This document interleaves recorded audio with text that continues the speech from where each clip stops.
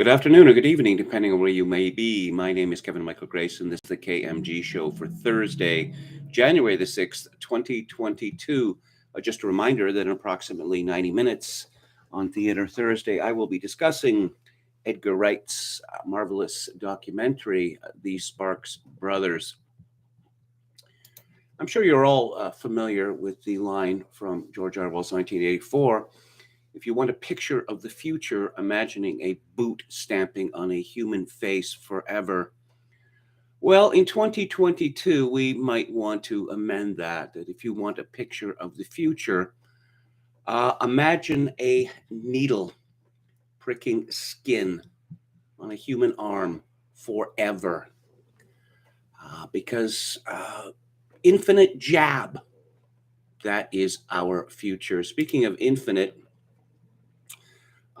you've heard of the infinite monkey theorem.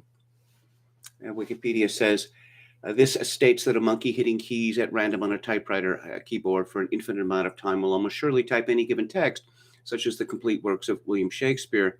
I'm reminded of this when I see our public health experts changing their opinions, changing their guidance, changing their diktats. On a weekly basis, it's just like a bunch of monkeys hammering away at keyboards. And I suppose they're not going to write Shakespeare, but perhaps they will create enough confusion so that we won't remember what they were saying 2 years ago, 18 months ago, 12 months ago, 6 months ago, last week. That's where we find ourselves today. Here's something from Dr. Steve Kirsch's Substack. Milestone: over 1 million adverse event reports and VAERS from the COVID vaccine. More proof the mainstream media, Congress, FDA, CDC, NIH, and nearly the entire medical community is conspiring to cover up a disaster in plain sight.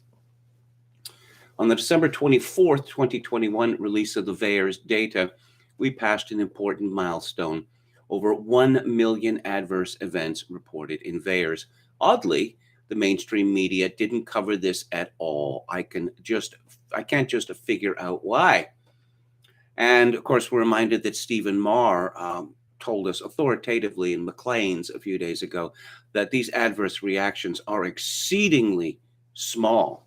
It's just exceedingly small. 1 million does not sound like an exceedingly small number.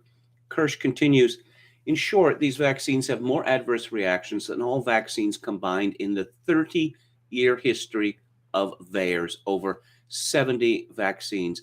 They are the most deadly vaccines ever created.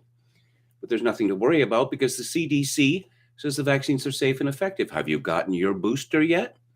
One other important point is that the CDC relies on VAERS to make its case when it thinks it is helpful, e.g., the rates in VAERS of myocarditis are only slightly elevated, but then the fact checkers claim VAERS is unreliable when people like me point out, well, you forgot to use the underreporting factor. You can't have it both ways, folks. Well, they can, or at least for the time being. Again, Schrodinger's cat.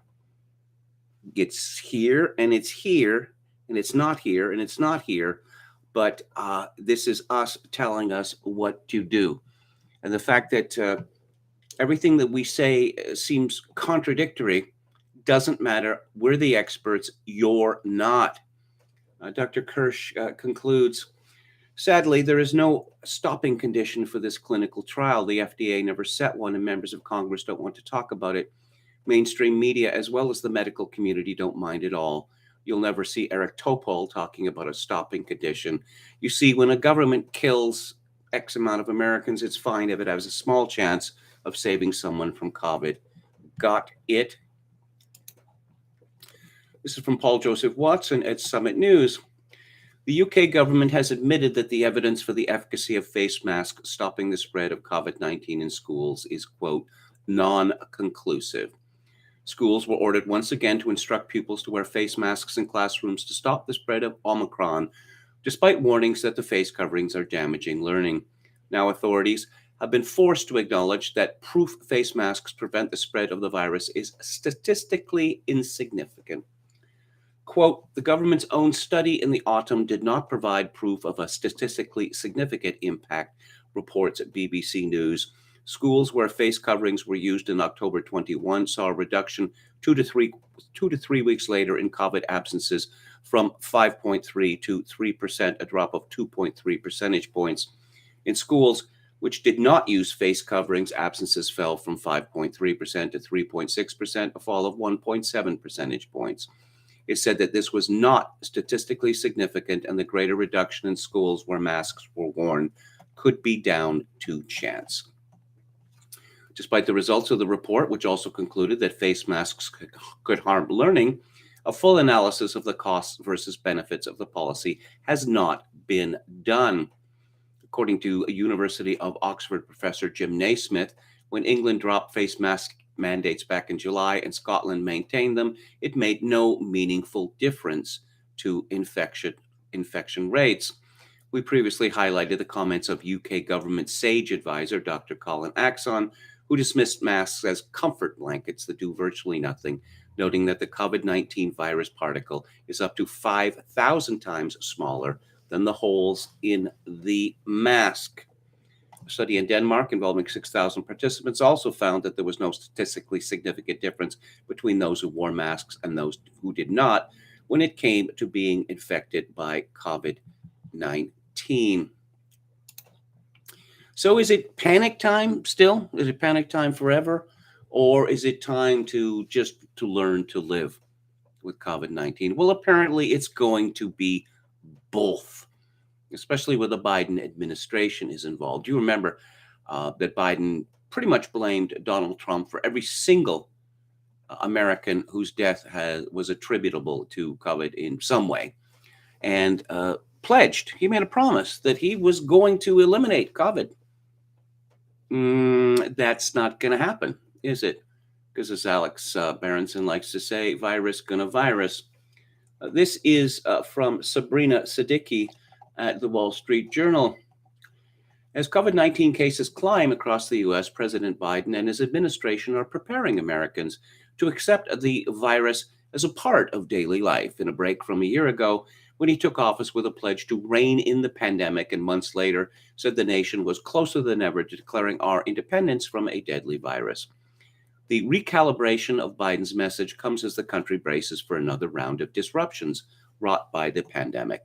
A growing number of schools temporarily have returned to virtual instruction, and many businesses are strained by staffing shortages, in both cases due to infections triggered by the highly transmissible Omicron variant. Thursday marked the 12th straight day of more than 1,000 flight cancellations, and many states warned that ongoing testing shortages will make it harder to return people to work and school. And continuing in that vein, we have, we're going to have a debate now on the sanitary dictatorship. A little late in the day, 2 years on, but better late than never, I suppose. This is from Agence France Presse. From a litany of lockdowns to mandatory mask wearing and COVID passes to access entertainment and sporting venues, the pandemic has led to sweeping restrictions on civil liberties in some of the world's oldest democracies. Among Western countries, European nations particularly have been quick to crimp basic freedoms in the name of fighting the virus. Crimp, huh? Interesting word choice. French President Emmanuel Macron caused a furor this week by saying he wanted to, quote, piss off those who refuse to get vaccinated by, quote, limiting as much as possible their access to activities and social life. I see they're still going with piss off here when the French word that Macron used, emmerder, means to cover in shit. Rather stronger than piss off. AFP continues, the remarks from the leader of a country that sees itself as a global beacon of liberty underscore the extent to which the pandemic has changed national priorities. The Berlin-based rights watchdog Civil Liberties Union for Europe warned in a report last year that measures targeting the unvaccinated could exacerbate existing inequalities. They may create a two-tier society where some people may enjoy an extensive set of freedoms and rights while others are excluded, the report said. Well, that has happened. The lockdowns don't work. They've never worked. But Macron and Justin Trudeau and Joe Biden are they're threatening. They're threatening the vaccine hesitant Biden, well, threatening them with sickness and death. Trudeau wondering how long they could be tolerated. And of course, we know what Macron says. Persecution or protection, AFP asks. Well, you see, it's not persecution if you're being protected, if it's for your own good. The grievances are being exploited by parties on the far right. Boo! Far left. Ooh, that's an interesting inclusion. And those opposed to interventionist policies. In Germany, the pro-business Free Democrats made strong gains in September's general election after campaigning against strict lockdowns. In France, which will hold presidential elections in April, far-right candidates Marine Le Pen and Eric Zemmour have come out swinging against Macron's proposed vaccine pass. Coronavirus restrictions are necessary, but concerns about how they are framed and imposed are not and should not be the preserve of libertarian zealots and COVID deniers, Britain's Guardian newspaper warned in March 2021. Am I allowed to leave my home? Can I please leave my home? Can I go to the park? Can I go to a pub? I don't know. You don't want to be one of those libertarian zealots. No. And, oh, yes, this is an evolving story, but let me just check on Twitter and see if there's anything new.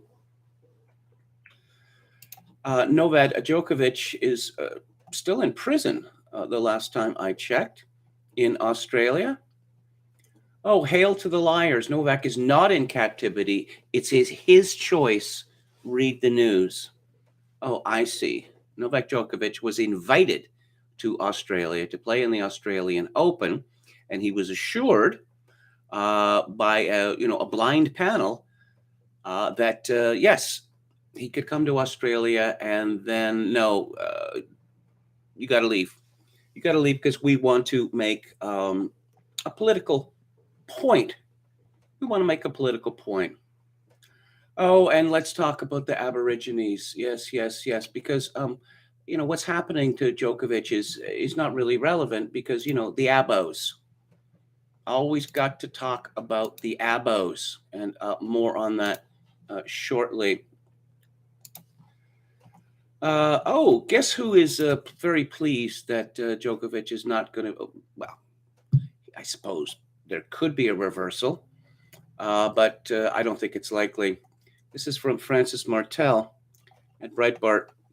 Raphael Nadal, one of the two men tied with Novak Djokovic for the most Grand Slam titles in history, told reporters Thursday that Djokovic's detention in a migrant center in Australia was the result of his decision to not receive a Chinese coronavirus vaccine, and that, quote, the world has suffered enough to not follow the rules, unquote.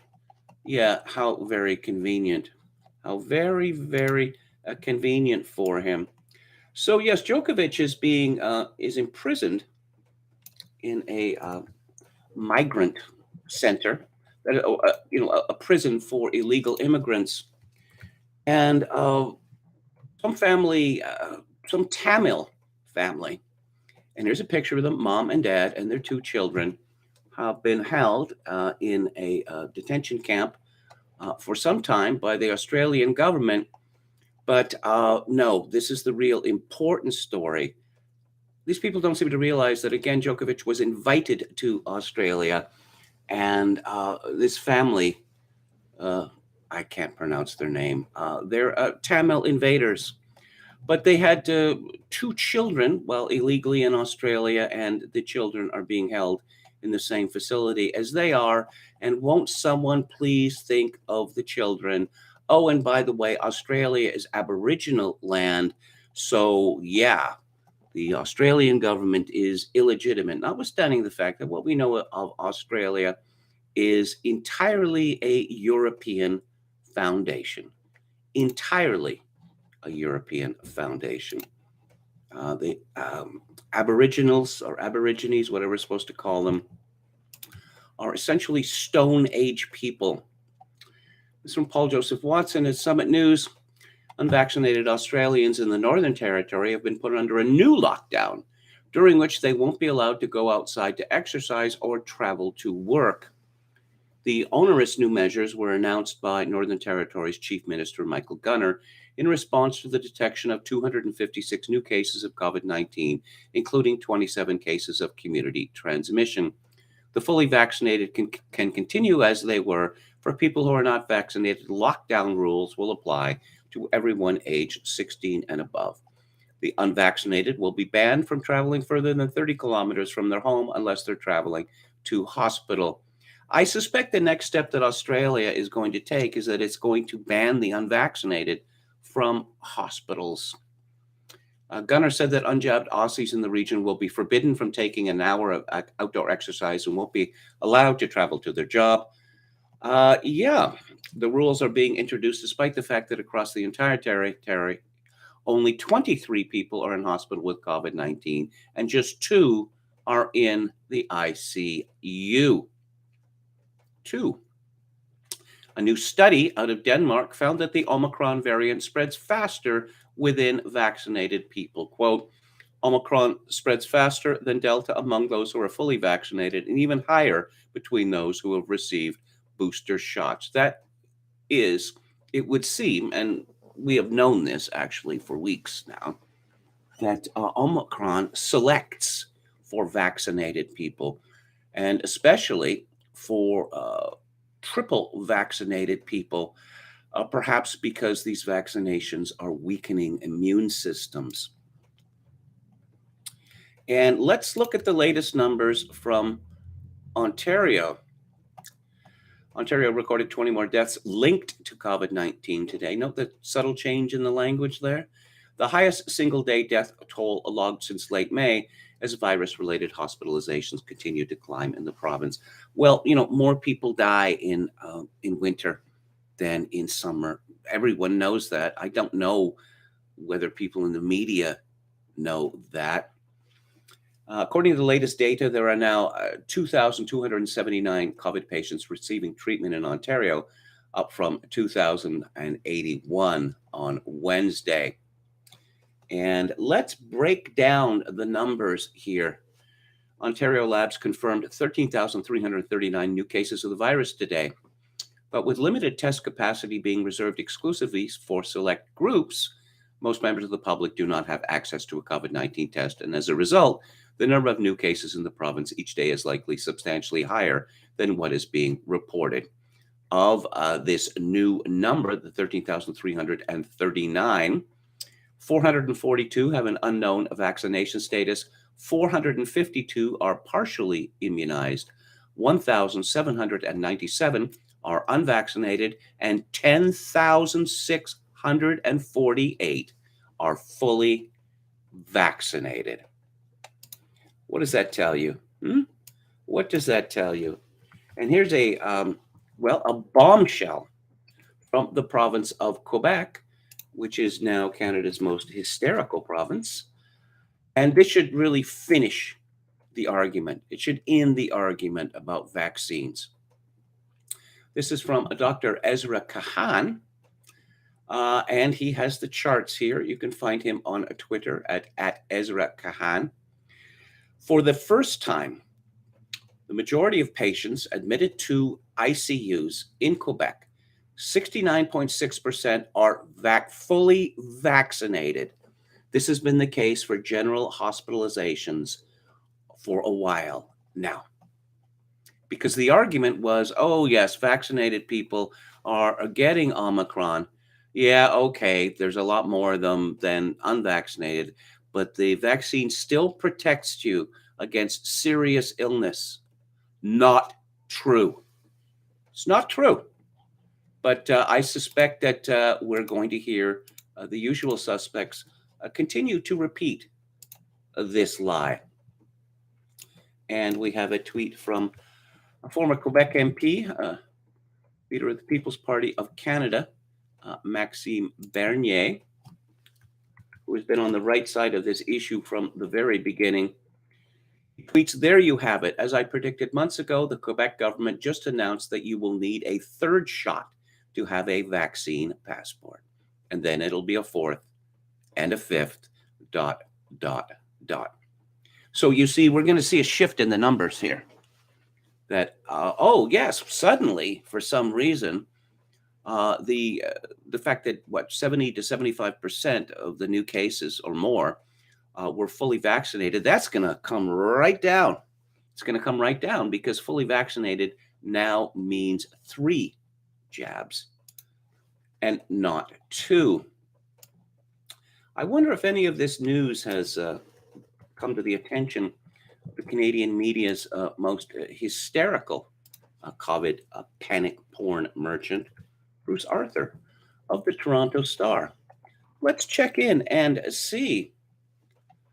Oh, we really are back to the beginning, he tweets. Oh, no. Back to the beginning. It's never going to end. It is never going to end. Oh, yes. Helpful thread that says vaccines work and are really safe. Okay. Well, I mean, you can look at the data or you can listen to the government-approved experts. That's what you can do. And yeah, just a reminder. I talked about this yesterday, but just a reminder, I'm moving the goalposts. Federal health leaders are moving away from an emphasis on what constitutes being fully vaccinated against COVID-19 in favor of staying current with shots. Oh, are you fully vaccinated? No. Correct terminology is, are you current with your shots? Because that it makes all the difference. Let's go to the chat. Scroll up to the top. Hello to Anron, Tim Humphreys, Dan Brandon Smith, Quachulango, William Hicks, Chogakin666. Brandon Smith says, I love KMG's suit tribute to legendary Canadian Don Cherry. Well, thank you for the kind words. His jackets are a lot uglier than mine. Deliberately so, actually, I have to point out. Hello to Halper, Dionysus, Chogakin666. Yo Mama says, yes, the inevitable Simpsons reference. It was the best of times. It was the blurst of times. Stupid monkeys. Hello to Quachulango, Metal Mike. Yes, points out Disney star dropped dead at 29 post-vaccine. Surely not related. Zen Master Football Analysis says all the sports people around the world should stop playing in support of Djokovic, but they won't. Quachulango says, saw a Brazilian newscaster fall over live. Metal Mike says, I have newfound respect for Joko. I must say, I've never fond of that fellow. When I first saw him, he has this trick. I don't know whether he keeps it up. Perhaps you could inform me in the chat. Normally when you're going to serve, you bounce the ball, 3 or 4 or 5 times, and he would just keep going up to 10 or beyond, which was an obvious attempt to psych out the opponent. Completely unsportsmanlike, and the officials should have stopped it. Hello to Dawn from Beyond. Okay, who else do we have? Metal Mike says, Scott Morrison is a despicable human being. His political grandstanding and gleeful demeanor when he announced Novak's detainment is reprehensible. Also, Australia's bait and switch on inviting Joko is reprehensible. Metal Mike suggests if Trump keeps pushing these vaccines, he won't win again. And I think that you might be right. Hey, Brandon Smith, says Don from Beyond. I hear you now, our fellow Dasher. Was that DoorDash, is it? David Wright says Trump is done and very vulnerable to attacks from the likes of DeSantis. I would like DeSantis to win, says Dionysius. Brandon Smith says, I'm in KMG's hood. Gloria Miller says, 4 African nations have cases of polio linked to the vaccine. As numbers show, there are more children being paralyzed by viruses originating in vaccines than in the wild. That's from Associated Press 2019. Who else do we have? Who else do we have? Up in the great frozen north. That must be difficult. There was a tremendous dump of snow yesterday, not by American standards and not by, prairie standards or Eastern Canadian standards, but for here, yes. And it's the worst kind because it started melting, with a light rain, such that the streets are treacherous. I'm not using hyperbole. They are treacherous. Of course, Victorians aren't very good with snow. They every year they take the attitude that it doesn't snow in Victoria, even though Victoria gets typically 1 to 2 weeks of snow every year, and they're especially not good at salting sidewalks or removing snow from the sidewalks. Okay, William Hicks says Rainer Fulmich says they are ready for a grand jury. Recently, his committee interviewed a lawyer about the charges a drug company, Bill Gates, and others are facing in India over the vax. Technically, it's immigration detention, says Tim Humphreys. Well, they could have made him detain himself in a hotel. They could have done that. True Greenberg says, I remember a teacher in my high school who had an arm paralyzed by the polio vaccine. Sometimes when he walked by your desk, the dead arm would actually hit you. A very good teacher, though. Yeah, they don't like to talk about this, but there were problems. In 1976, Gloria Miller reports, vaccine inventor Jonas Salk admitted to Congress that the live polio vaccine was the principal, if not sole cause of all reported polio cases in the U.S. since 1961. There were hundreds of deaths associated with the polio vaccine as well. Brennan Smith says, I already have a full-time job. Dashing is just a way to get paid to joyride my electric scooter. Electric scooter, eh? Who else do we have? Sad to take visiting Australia off the bucket list, says True Greenbeard. I guess things might get better someday. Yes. Will there be a Truth and Reconciliation Committee in Australia? Also New Zealand? Who else do we have here? Don from Beyond says, unfortunately, I've been doing DoorDash deliveries full-time for over 2 years now, looking to get out of this, but for now, the flexibility allows me time for family, so it's cool. And let's go back to it here. Let's go back to it. Same subject. Famous people are now coming down with COVID, and wow, now it's a serious problem. When it was just a bunch of rednecks, it's their own fault. This is from Kevin Cahart at the Daily Mail.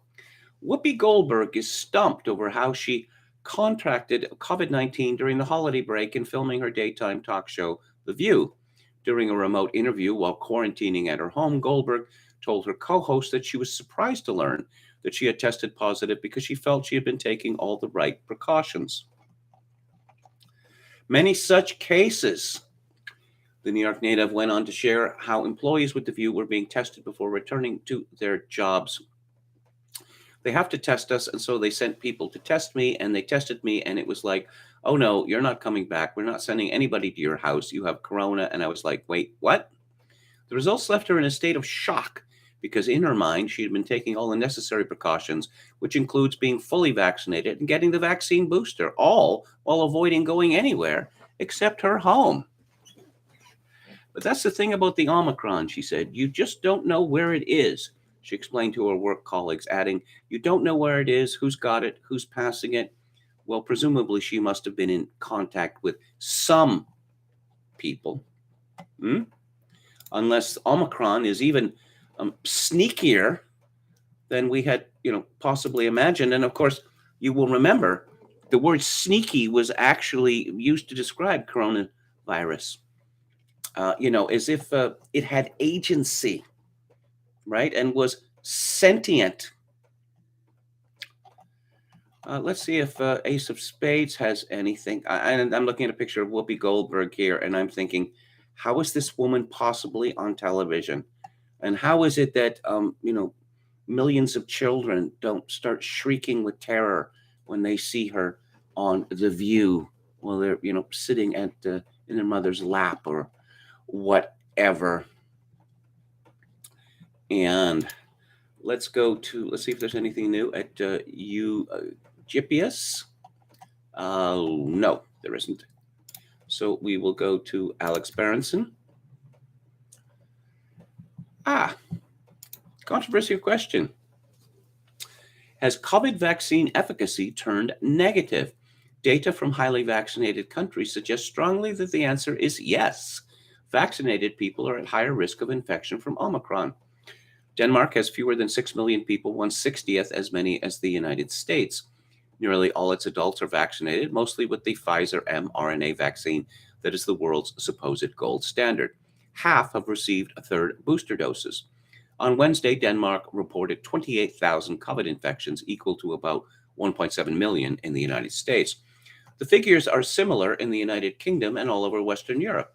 Many countries are at 90% adult COVID vaccination levels, with boosters soaring, and they are now all in the midst of an epidemic of COVID contagion that dwarfs any that has come before.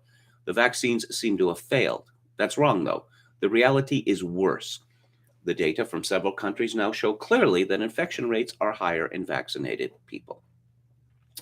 Iceland has a 91% vaccination rate and an over 50% booster rate in its population over 12. This is its chart of cases per capita by vaccination status, not absolute per capita. And yes, just absolutely soaring, almost going like this for the fully vaccinated. Berenson comments, we already know vaccine protection against earlier variants of SARS-CoV-2 falls sharply within months of the second dose as the vaccine-generated antibodies fade. But the new data go a step further, showing that previously vaccinated people are actually more likely to contract Omicron. The government of Ontario has reported exactly the same pattern, so have Danish researchers.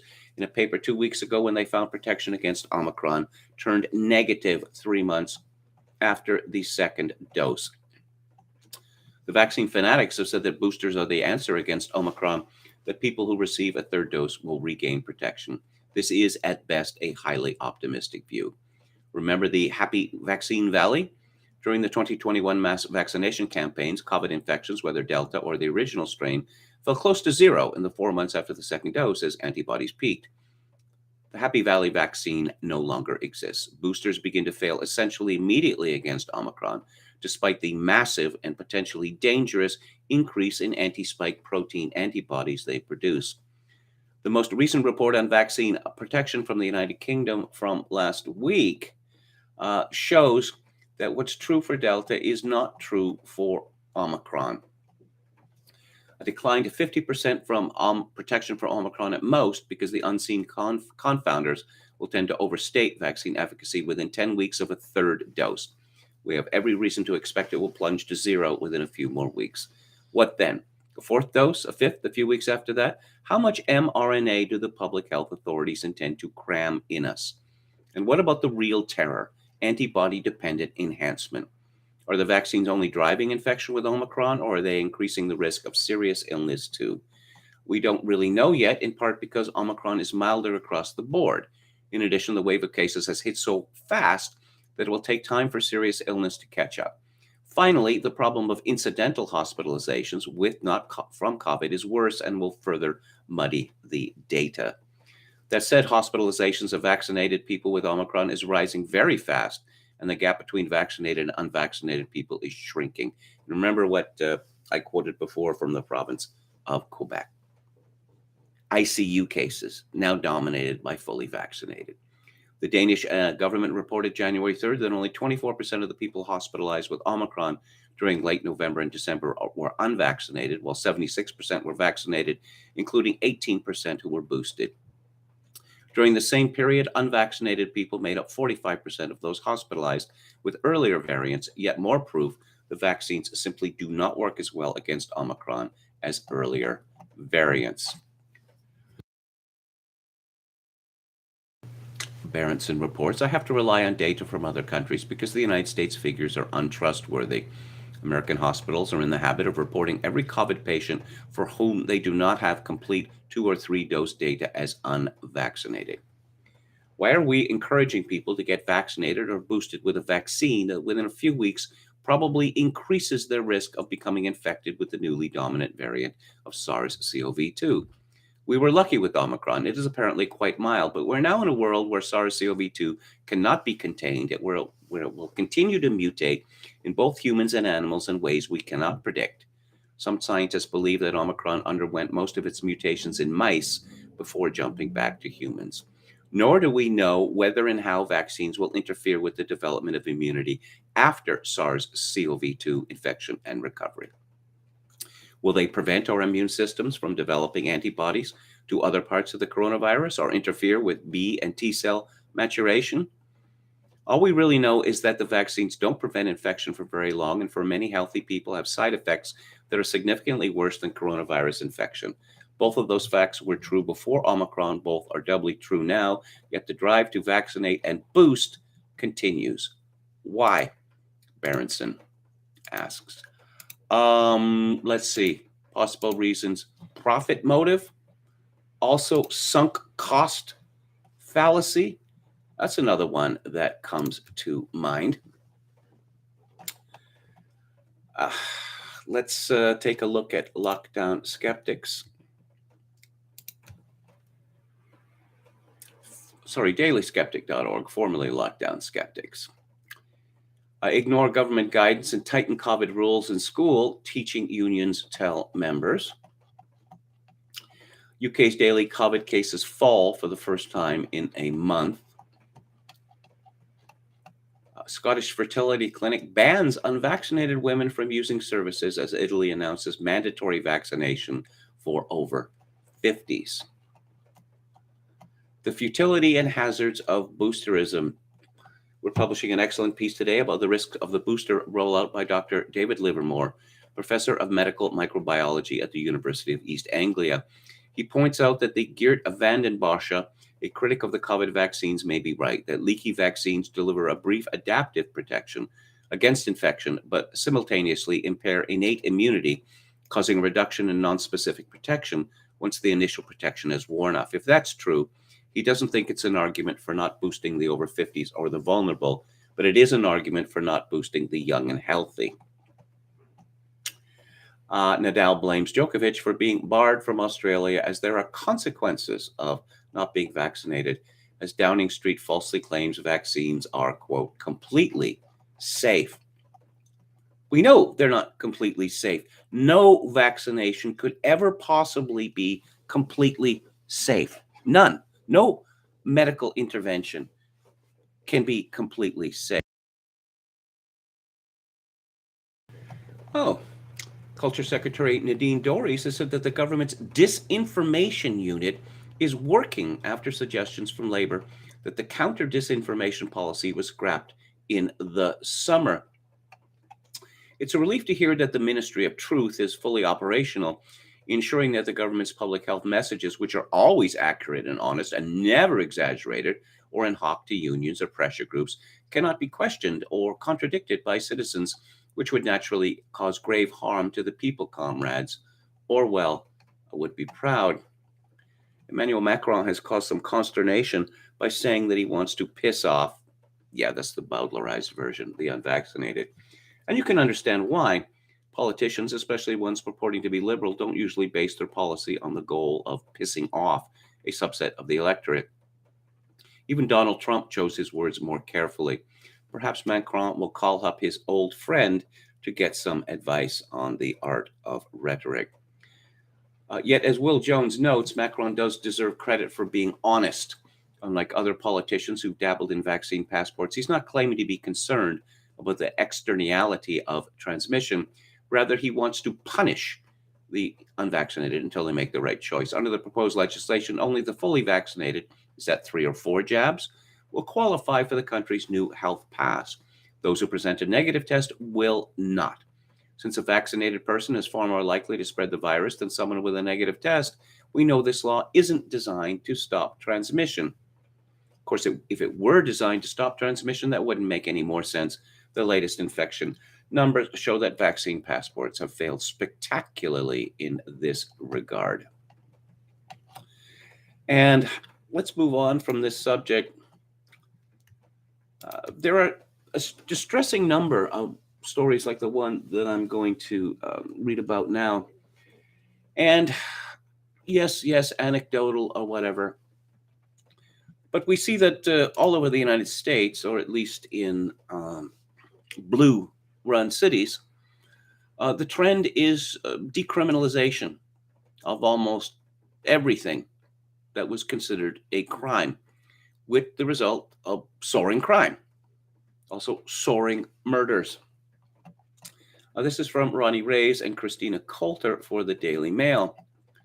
The man accused of killing an Illinois police officer in cold blood last week was wanted for battery and had been arrested 21 times and charged with 43 crimes in the last 7 years. Darius Sullivan, 25, who was arrested for the murder of Bradley Police Sergeant Marlene Ritmanick on December 29th, has a lengthy rap sheet for various crimes around Kankakee County. Ritmanick and her partner had been called to the Comfort Inn in Illinois because Sullivan and his girlfriend, Zandria Harris, had left their dog in their car. When the two cops knocked on the couple's hotel room to ask them about the animal, Sullivan opened fire, killing Ritmanick and wounding her partner, Tyler Bailey. He had previously been charged for, we'll go into the charges a bit later. Many of the cases were still open when he allegedly gunned down Ritmanick with his girlfriend, Zandria Harris, 26, as the officer pleaded for her life inside the Illinois Comfort Inn off Highway 50. Sullivan was denied bond on Wednesday and was extradited from Indiana to face murder and attempted murder charges, along with Harris, who was also denied bond on Monday. So what does it take in America now to have you in jail for significant periods of time? Let's go through the rap sheet from 2014 to 2021.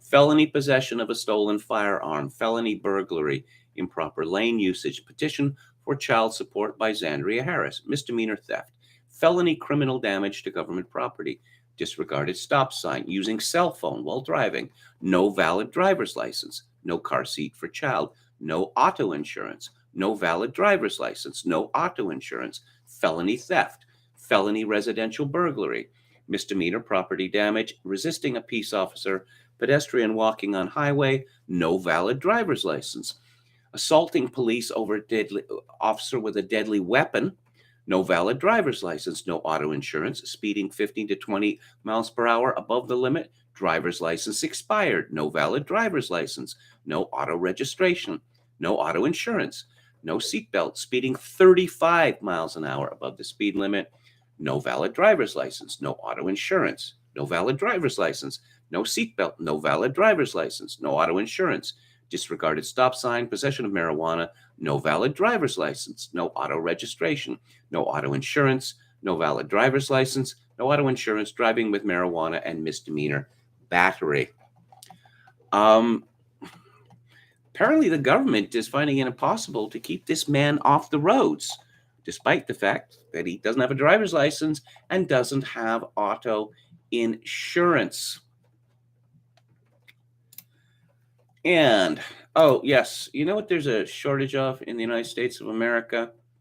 And this is such a crisis that, of course, I'm glad to see that the media, the San Diego Union Tribune, is covering this terribly important story.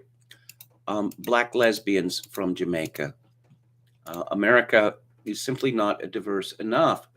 Kate Morrissey reports, when a Jamaican couple recently went to a Tijuana laundromat, the woman in charge yelled at them and forced one woman to stand outside while the other did both of their laundry.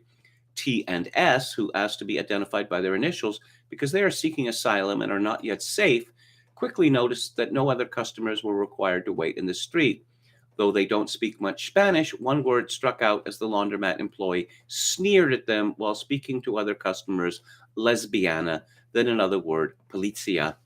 I kept saying to her, we're not doing anything, we're not bothering anyone, T said. If looks could kill a person, I would be dead, S added. Of course, there's no evidence whatsoever that this terrifying homophobic experience actually happened.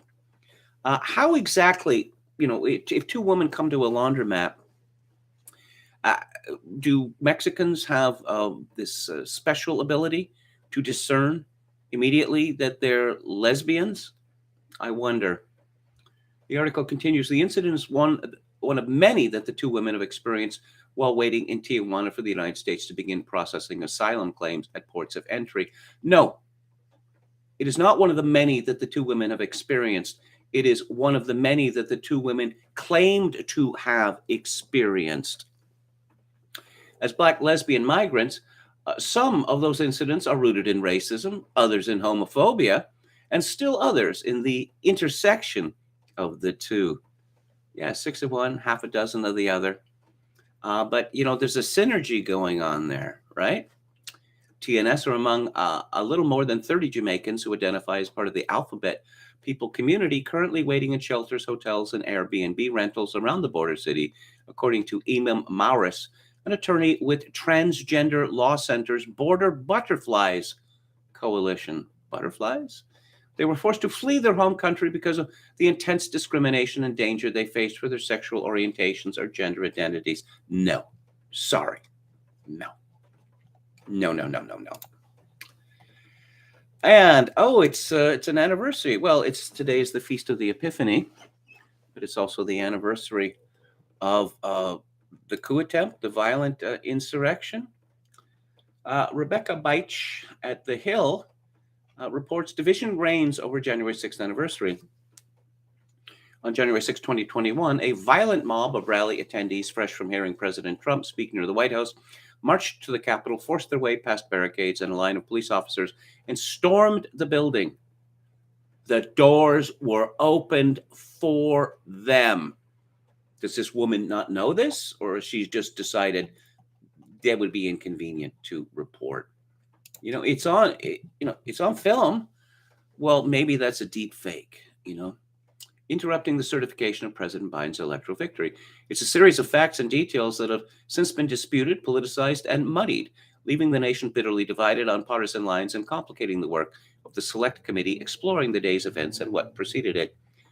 Well, one day after the attack, many Americans were united in revulsion to the ugly scenes that played out on their television screens. A year later, people hold deeply different views on the gravity of the day, who is responsible for what happened, and even the value of analyzing the attack. The result is a very different kind of anniversary from those the nation has previously marked to reflect on the darkest days of its history.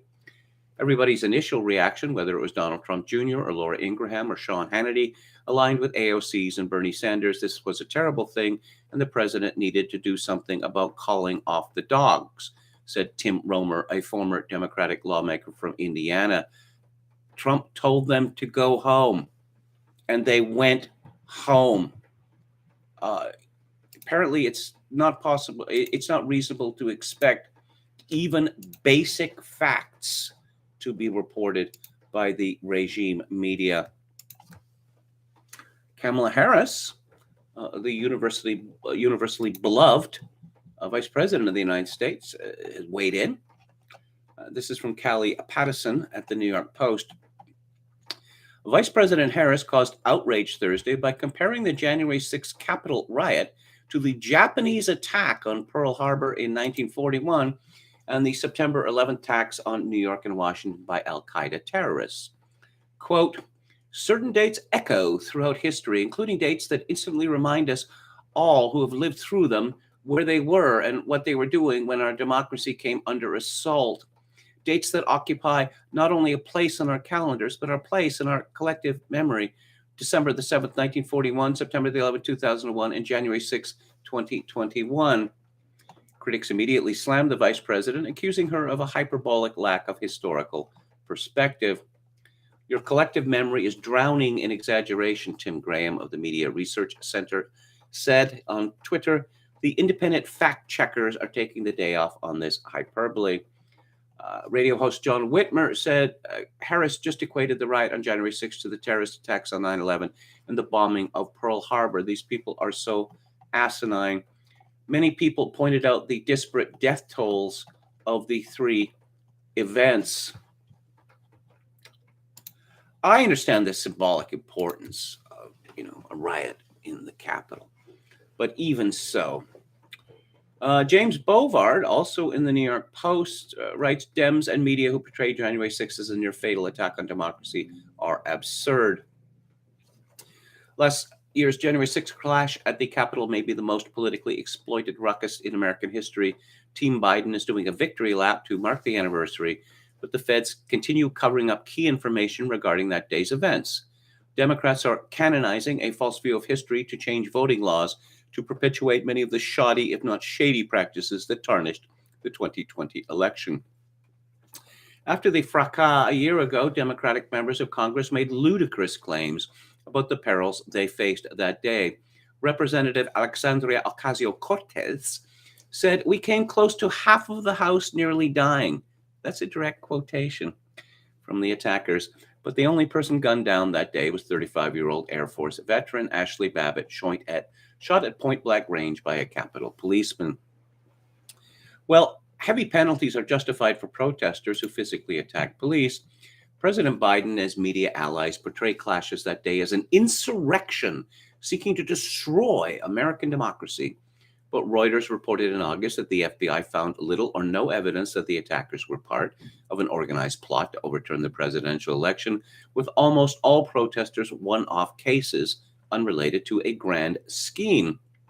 The Justice Department declared last summer, quote, "The investigation and prosecution of the Capitol breach will be the largest in American history, both in terms of the number of defendants prosecuted and the nature and volume of the evidence."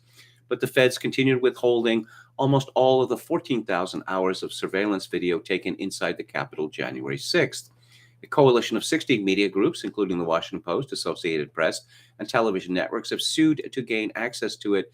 BuzzFeed won a legal battle in September and posted a short clip of protesters walking peacefully inside the Capitol January 6th, a jarring contradiction to the democracy damn near died narrative. Back on my old podcast, remember the riots in Washington after Trump's inauguration? Various people were threatened with, seemed to me, draconian penalties. And I argued at the time that this was inappropriate. Now we have all of these people in custody, rather Spartan conditions, for up to a year, for essentially most of them guilty of nothing more than trespassing.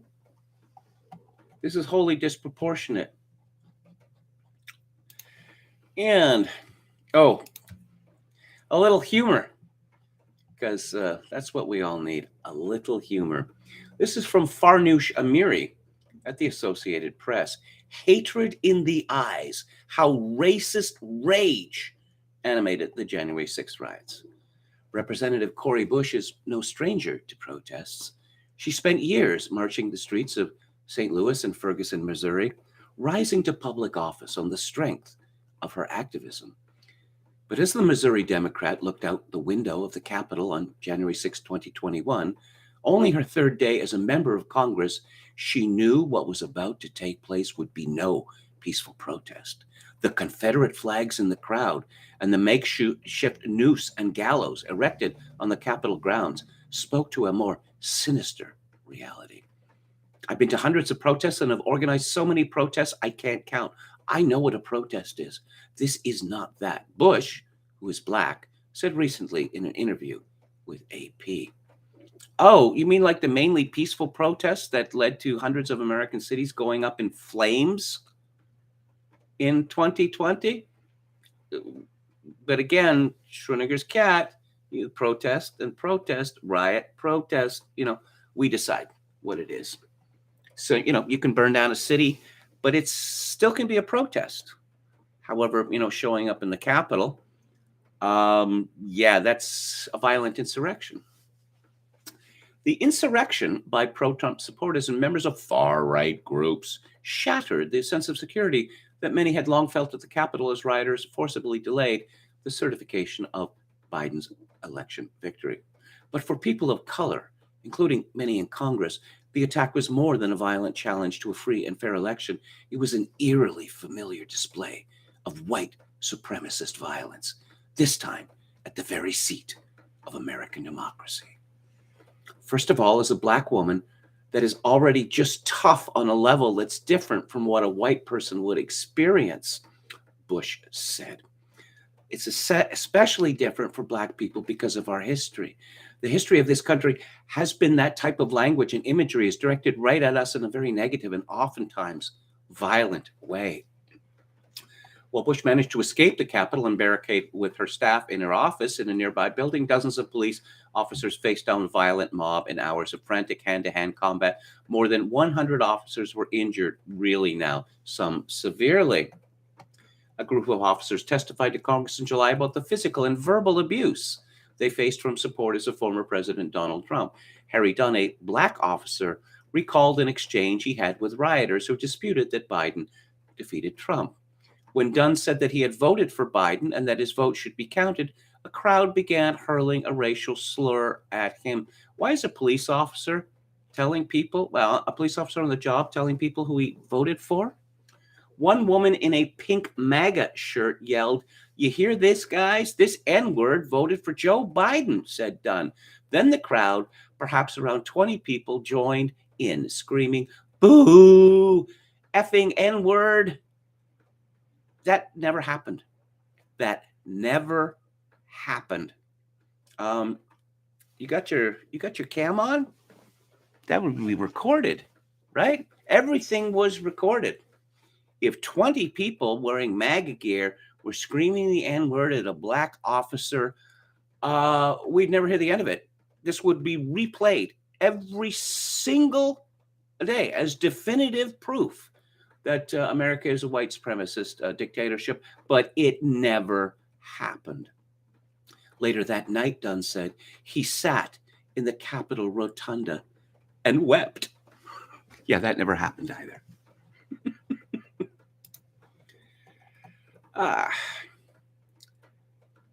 Of course, Biden blamed everything that happened on Bush. Lauren Fox at CNN reports a harsher, colder place on January 6th changed Congress and some members forever. A lot of weeping going on, apparently.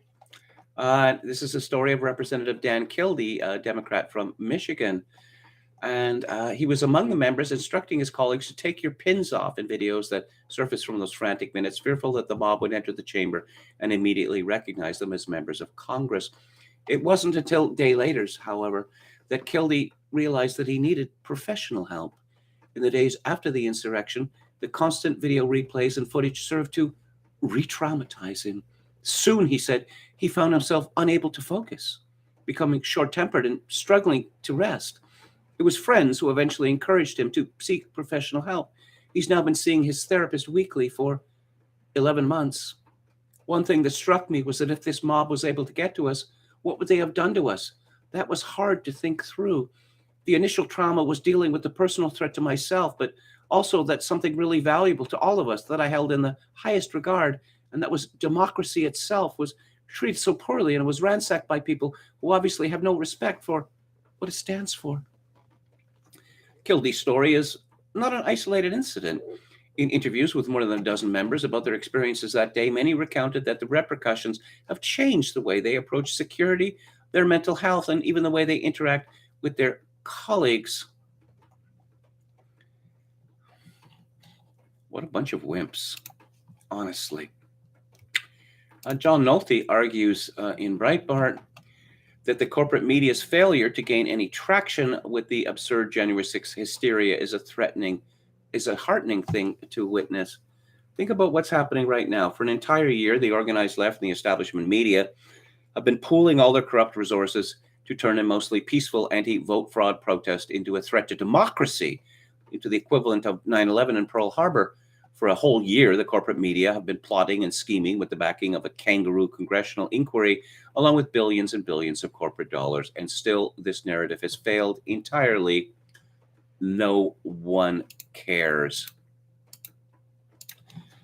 And the question of what happened on January 6th is a very interesting question.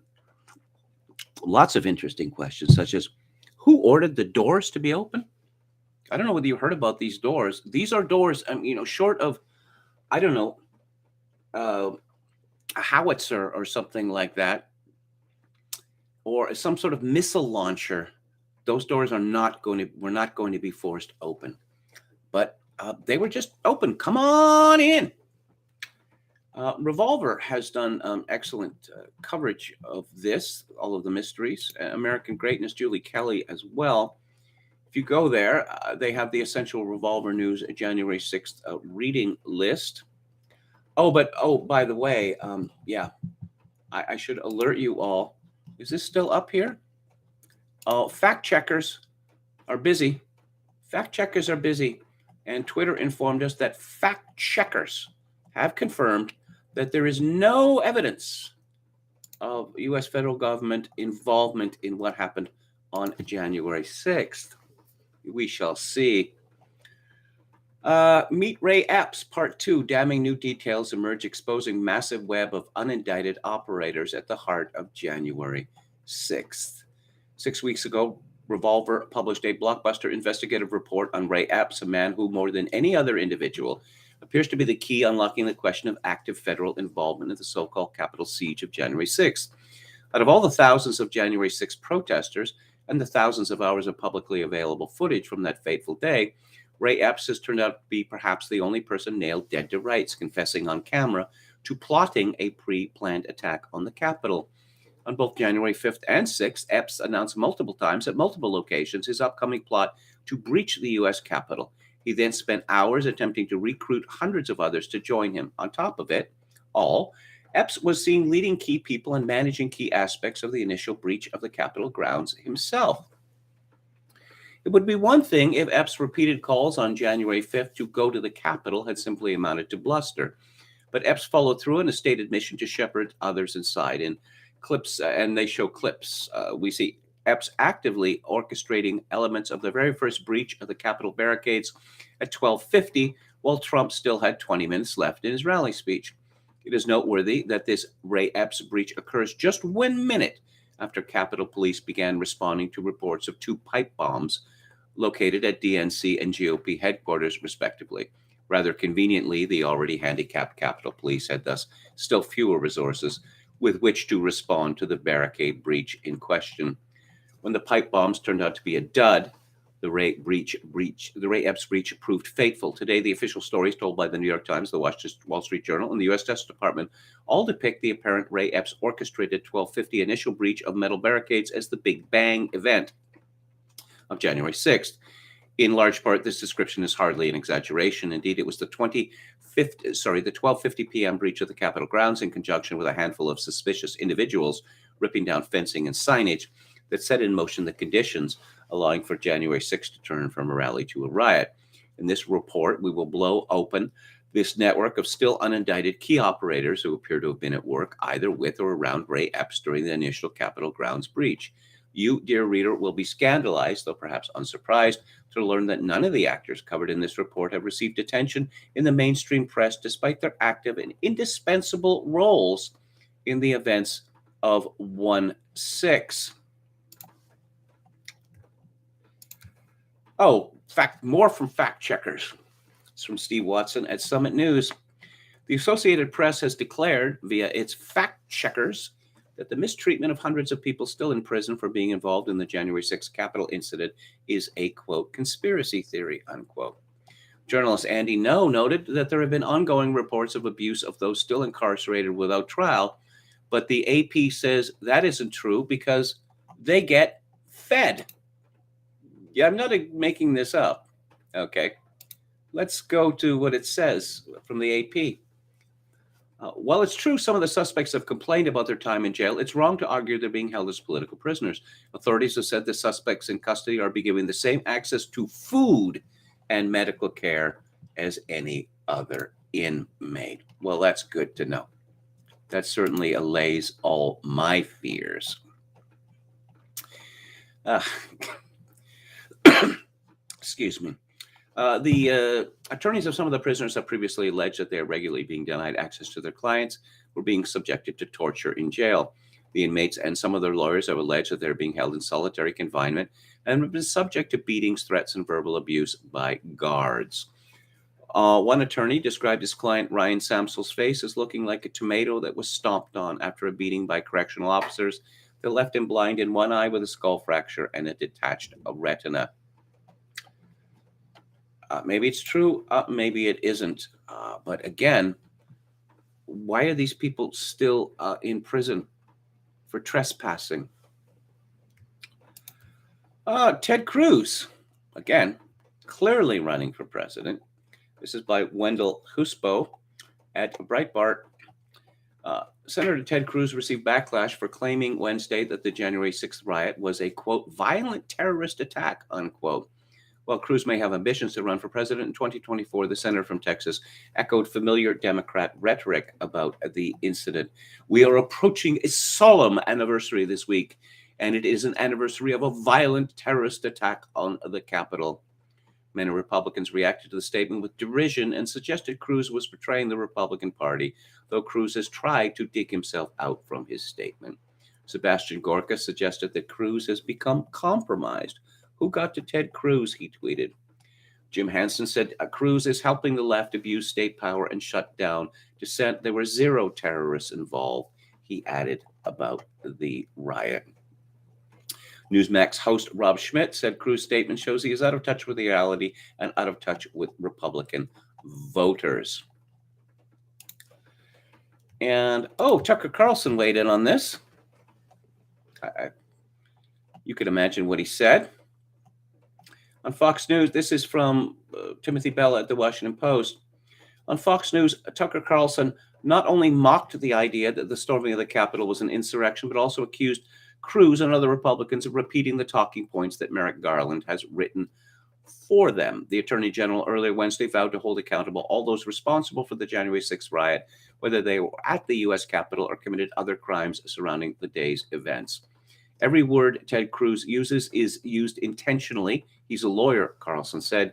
He described January 6th as a violent terrorist attack. Of all things January 6th was, it was definitely not a violent terrorist attack. It wasn't an insurrection. Was it a riot? Sure. It was not a violent terrorist attack. Sorry. So why are you telling us that it was, Ted Cruz? What the hell is going on here? And yes. So nobody wants a civil war, right? I'm not so sure about that, because it would appear that the Democratic Party, or certainly elements in the Democratic Party and in the legal industrial complex in the United States, very much want a civil war. This is from John Krusel at The Hill. In the year since the January 6th attack on the Capitol, a handful of Democrats, constitutional scholars, and pro-democracy advocates, have been quietly exploring how a post-Civil War amendment to the Constitution might be used to disqualify former President Trump from holding office again. Calls for Congress to take steps to strip Trump of his eligibility, which reached a crescendo in the aftermath of the January 6th riot, have since decreased. But those who remain engaged on the issue say discussions about applying Section 3 of the 14th Amendment have been ongoing. If anything, the idea has waxed and waned, said Lawrence Tribe, a constitutional expert at Harvard Law School. Analysis by The Hill found that about a dozen Democratic lawmakers have spoken either publicly or privately over the last year about how Section 3 might apply to those who engaged in insurrection on January 6th. Some of those are Representative Jamie Raskin, Representative Jerry Nadler, and Representative Debbie Wasserman Schultz. And this might go further. Let's see. One bill introduced by Representative Steve Cohen after Trump's Senate impeachment trial last February would permit the Attorney General to make the case before a three-judge panel that an office holder had violated the provision and should be barred from future office. And Jonathan Turley has a comment on this. He writes on his website, jonathanturley.org, my column on The Hill is on the continued calls to disqualify Republican members of Congress to prevent them from running for re-election. What is maddening is that Democratic groups and commentators are seeking to remove as many as 100 Republicans from the ballots in the name of, wait for it, democracy. It is like burning books in the name of literacy. Well, they're actually doing that in the province of Ontario now. Yet on this anniversary of the January 6th riot, members of Congress and Democratic groups want to block voters from re-electing their preferred representatives. Like villages in Vietnam, it appears that some members and activists believe that you have to destroy democracy to save it from itself. And again, if the Democrats, if they're crazy enough to go ahead with this, they are really inciting a genuine civil war. Not just talk.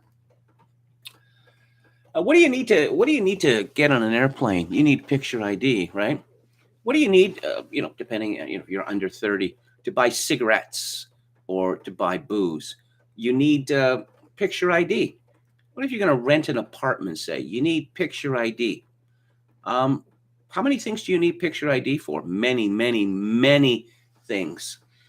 You need a vaccine passport in many places in the United States to go into, restaurants and the like.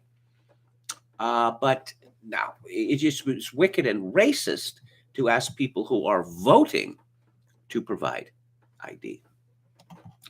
This is from Nicholas Balassi at justthenews.com. Voting rules legislation the Democrats are moving forward in the 50-50 Senate would prohibit states from imposing an identification requirement in order to obtain an absentee ballot ahead of an election. Under the Freedom to Vote Act, a state, quote, may not require an individual to submit any form of identifying document as a condition of obtaining or casting an absentee ballot, unquote. Okay. They're not even pretending anymore that they're against ballot stuffing. They're not even pretending anymore. Because why would you need ID to get an absentee ballot? If you show up in person, then at the very least questions can be asked, right? This is from Kane at Citizen Free Press. CFP covered this story last summer from True the Vote. Georgia ballot, trafficking whistleblower admits to making $45,000 for stuffing ballot boxes. John Frederick says, here's the bottom line. You can't ballot harvest in Georgia. What turned this around is that a whistleblower in Georgia came forward. On the tapes, they identified 240 of the same people going around the state, stuffing ballot drop boxes between 2 and 5 a.m., where they were emptying backpacks out and they were dropping 5,100 ballots into a drop box. This is totally illegal. One would think so, but I think that they'll have to consult with Stacey Abrams about that. You might remember that I was talking about this latest insanity from the Canadian elite, or perhaps the deep state would be a better description. The United States is falling apart. What is Canada going to do about it? Is Canada going to intervene somehow? Intervene how? With a strongly worded note? Andrew Coyne has weighed in on this. We have a long think tank piece by two presumably deep state worthies. And we have an incredibly fatuous article by a woman called Lisa Van Dusen, who is a relative of mine. This is in policymagazine.ca. Does the intelligence community have a conflict of interest in the war on democracy? That's what it's come down to now. Oh, you're opposed to the good guys? Well, then you are engaged in a war on democracy. And this idiotic woman begins less than a week into 2022, and already a theme has emerged in American politics. This will be the year when democracy as we know it will either live or die. If that seems dramatic, it's because the stakes in this year's November midterm elections have been raised to nosebleed levels. Nosebleed levels? Stakes being raised to nosebleed levels by both the pro-democracy side attempting to mobilize public alarm and the anti-democracy side attempting to make the outcome seem as irreversible as possible.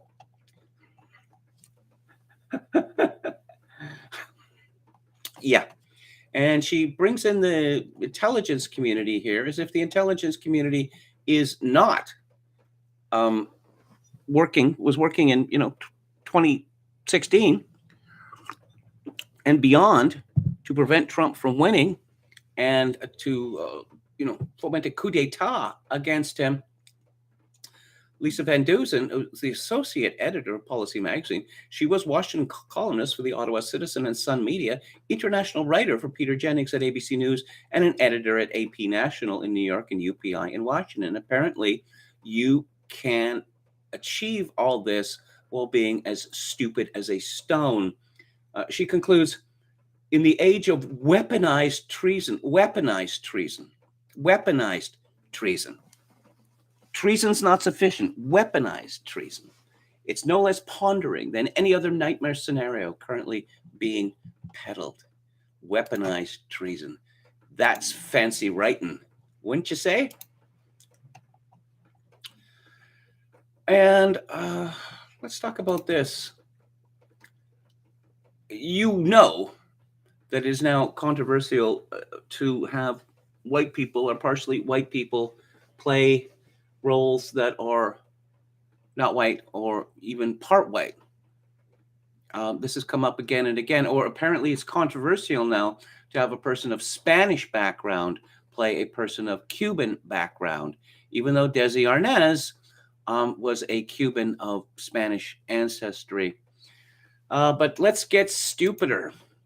This is from Emer Scully at the Daily Mail. Dame Helen Mirren has been criticized after she was cast as Israel's former Prime Minister Golda Meir, despite not being Jewish. Actress Dame Maureen Lipman said Dame Helen should not have been asked to play the Israeli leader, adding that she was uncomfortable with the casting. A publicity image of the film Golda, where Dame Helen portrayed Ms. Meir during the Yom Kippur War in 1973, showed Dame Helen covered in prosthetic to look more like the politician.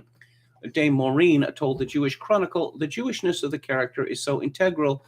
I'm sure she will be marvelous, but you've never been allowed for Ben Kingsley to play Nelson Mandela. You just couldn't go there. Well, Ben Kingsley played Mahatma Gandhi, and Ben Kingsley is only half Indian. It comes after Tamsin Greig told the Daily Telegraph last month that she probably shouldn't have played a Jewish mother in Channel 4's Friday Night Dinner. Greig is a practicing Christian, although does have Jewish ancestry. But Patrick Marber, the playwright who directed Tom Stopper's Leopoldstadt, said he did not think lived experience should be taken into consideration when casting for roles. Sarah Silverman, the U.S. comedian, ho, ho, ho, very satirical, has previously slammed the casting of non-Jewish actress Catherine Hahn as Joan Rivers, calling it Jew face. Elliot Levy, who is currently playing a German Jew in Cabaret in the West End, called the argument a dystopian nightmare as he criticized the idea of people showing their papers to authenticate Jewish ancestry. Is this going to work just in one direction? I don't have any problem with non-Jews playing Jews, just as I have no problem with Jews playing non-Jews. And of course, there are many, many famous examples. But do we want to set up an acting apartheid? Because if we do, there's not going to be very many roles for Jews. I can tell you that. In the same way that, we can't have white people doing roles for non-white people or partially white people. Okay, sure. Then we can stop all those. Denzel Washington's not going to play Macbeth then, is he? Which he has in the new Coen brother movie. And all those black opera singers, I'm afraid they're going to have to find something else to do. From Charlton Heston's Moses to Tracy Ullman in Mrs. America, Gentile actors in Jewish roles. Will Ferrell in The Shrink Next Door. Tracy Ullman as Betty Friedan. Felicity Jones as Ruth Bader Ginsburg. Rachel Brosnahan in The Marvelous Mrs. Maisel. Christian Bale as Irving Rosenfeld in American Hustle. Great performance, by the way. Leo DiCaprio as Jordan Belfort in The Wolf of Wall Street. Yeah. Look, Jordan Belfort is Jewish. Martin Scorsese made a deliberate choice that he was not going to emphasize the Jewish character because he wanted to make this a universal story and not a Jewish story. You see the same thing in Fosse's Star 80, where the murderer of Dorothy Stratton was a Jew who had a very prominent Star of David around his neck. This was changed in the movie again because Fosse didn't want to make this a Jewish story. Ben Kingsley is Itzhak Stern in Schindler's List. Millie Perkins playing Anne Frank. Charlton Heston as Moses in the Ten Commandments. Also Charlton Heston as Judah Ben-Hur in Ben-Hur. I don't know. I don't see very many Jews complaining about that. Let's see. This woman, Maureen Lipman, played an Anglican vicar on TV, but that's different. I don't know why it is different. This is a story by Jonathan Meyerson in the Daily Mail. Of course, Dame Helen can play a Jew, darling. It's called acting. Maureen Lipman once played an Anglican vicar, but she complains that Helen Mirren is the wrong religion to be cast as Golda Meir. According to Lipman, the Jewishness of the character is so integral, it's unthinkable for someone like Helen Mirren to do it. But she's played Jews before, a director friend told me. One Mossad agent, one victim of Nazi looting. No one complained. The cause of all this fuss is a little new film called Golda, set during the Yom Kippur War of 1973. Clearly, no one is suggesting that should be a return to blackface roles, but barring Dame Helen from playing such a part is nonsensical. To paraphrase Laurence Olivier's famous quip to Dustin Hoffman, it's called acting, darling. Must gay roles become the exclusive preserve of gay actors? Should Jews be banned for playing Christians or vice versa? Well, yes, those are very interesting questions. And again, there's not going to be very, are people making a fuss that Eli Wallach, an American Jew, played the Mexican bandito in The Magnificent Seven? What difference does it make? The point is that he was magnificent in that role. I mean, there's a lot of actresses that people don't even know are Jewish. The lovely Helen Slater and Leslie Ann Warren, the lovely Emma Sams, and Jane Seymour, and one of my very favorite actors, Jason Isaacs. He played a hard-ass, Ranger Colonel in Black Hawk Down. He played Marshal Zhukov in The Death of Stalin. He played Captain Cook in Peter Pan, and Captain Cook and Mr. Darling. The whole point of acting is that you're pretending to be someone else. And I don't know, maybe we should just end this, okay? Maybe we have enough films, okay, and enough television shows. Because everything that is going to be made now is going to use the phrase that has been attributed to President Macron, piss off someone. So maybe we should just stop doing it. Ogan's Iron says, are we talking about representation? Quachulango says, I just watched movies from the 40s and 50s, but Pause was already there too. Anwar says, oh, please, Kevin, they just didn't want obviously Jewish villains. No, isn't that rather what I said? Because in those two movies, Star 80 and The Wolf of Wall Street, yes, you had two Jewish villains.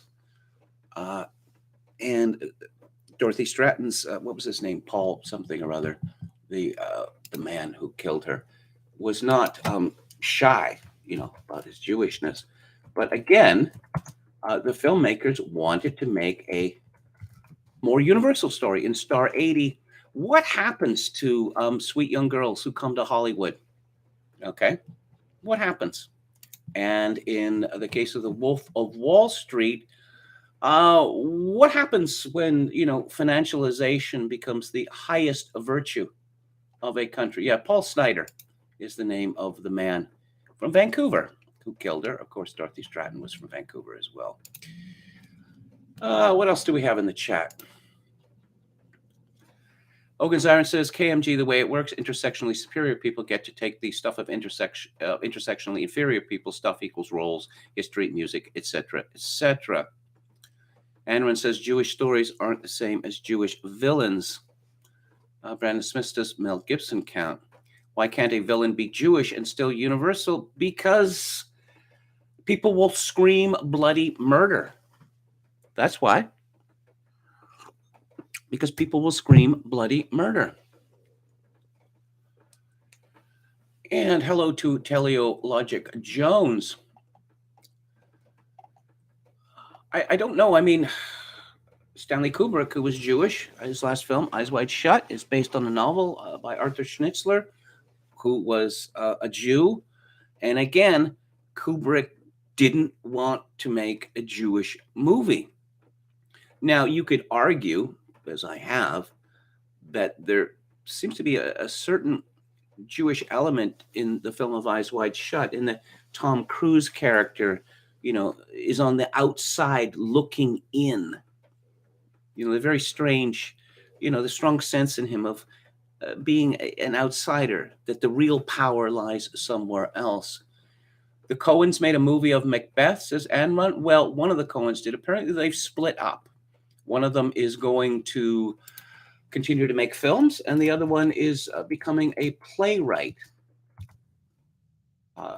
This is what I read. Just let me.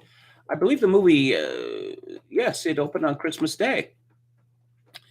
It's directed by Joel Coen, and it stars Denzel Washington, Frances McDormand, and Brendan Gleeson is in it as well. Another one of my favorite actors.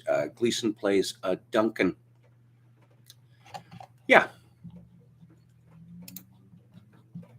I suppose if you look at the Coen brothers movie, A Serious Man, this was very much a Jewish movie. And I think there's a fear that if you're going to make very much a Jewish movie, it's going to have little appeal to people who are not Jewish.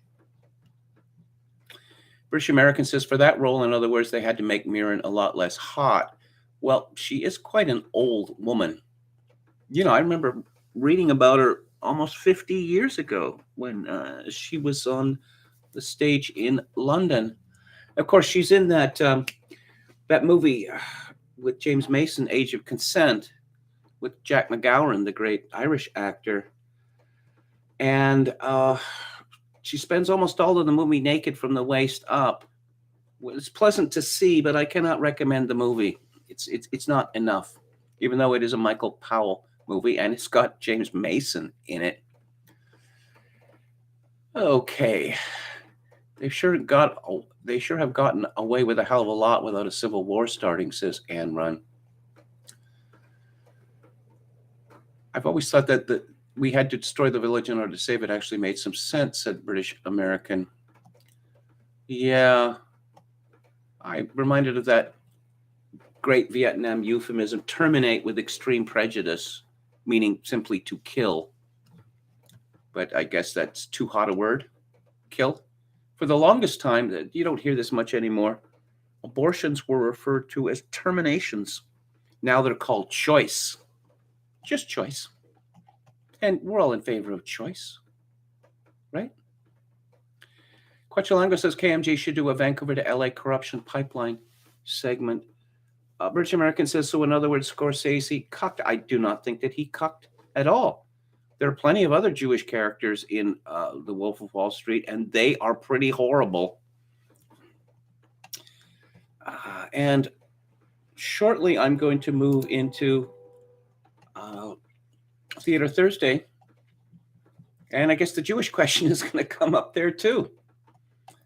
But briefly, the Daily Mail has an op-ed piece by Guy Adams called it's Labor Pedophile Peer, Sex Assaults on Women, a Dangerous Driver Killed a Man and an Anti-Semite. So how did Nazir Ahmed grace the corridors of power for so long? Lord Ahmed of Rotherham was convicted of a serious sexual assault of children. Born in Pakistan-occupied Kashmir, Ahmed moved to the UK in 1969. When Tony Blair ennobled him in 1998, he became the third Muslim life peer. Well, if you read his Wikipedia entry, which I should have gotten into yesterday when I was talking about this, you find out. I mean, it is so obvious how he rose to the top because he is a professional Muslim. It is really that simple. He was born in Pakistan in 1957, moved to the UK when he was 11. Studied for a degree, this is from Wiki, studied for a degree in public administration at Sheffield Polytechnic and joined the Labour Party when he was 18 years old. He began his political career as a local Labour Party councillor, becoming the chair of the South Yorkshire Labour Party. He founded the British Muslim Councillors Forum and was a magistrate. He was the first Asian councillor in Rotherham. He enjoyed backing from the Pakistan government, was known lobbying in the British Parliament on the Kashmir issue on Pakistan's behalf, as if anyone gives a toss. This advocacy included holding anti-India protests outside the Indian embassy in London. He claims to have changed the policies of the Labour Party to the extent that for the first time in British history, Kashmir was discussed on the floor of the conference. He is associated with the Justice Foundation, which organized that conference and whose director at the time was Saeed Ghulam Nabi Fai, a Pakistani Kashmir lobbyist arrested by the USA for spying and illegal lobbying. Yes. First delegation on behalf of the British government on the Muslim pilgrimage of the Hajj. And, yes, and there's the typical deranged Jew hatred that you get from people from Pakistan. He's got himself in one mess after another. But it was all Islamophobia that was responsible for this. And he killed a man. He ran over him with his car shortly after he'd been found, texting on his telephone. He was driving his Jaguar X-Type. And he was sentenced to prison. But he only served 16 days. And he later claimed there was a Jewish conspiracy to stitch him up over the fact that he ran over a man and killed him. And it just goes on and on and on. But the point is that he, like so many others of this type, and we see this in the United States, we see this in Britain, we see it in Canada, we see it in Australia, that he is a professional rent seeker. That's all he is. And another hero of our time would be Elizabeth Holmes. How did she rise so far so fast? Well, she's a woman. She was a girl boss, girl power. And she has crazy eyes and terrible, terrible hair. And as someone pointed out, reminded me on Twitter the other day, she has adopted this fake baritone voice. If you read John Carreyrou's Bad Blood, which I highly recommend, this woman's a fraud. And Theranos was a fraud from the very start. It was explained to her at the beginning that the idea, you're going to have a little pinprick of blood, and basically you're going to be able to run a diagnostic on the whole of your body.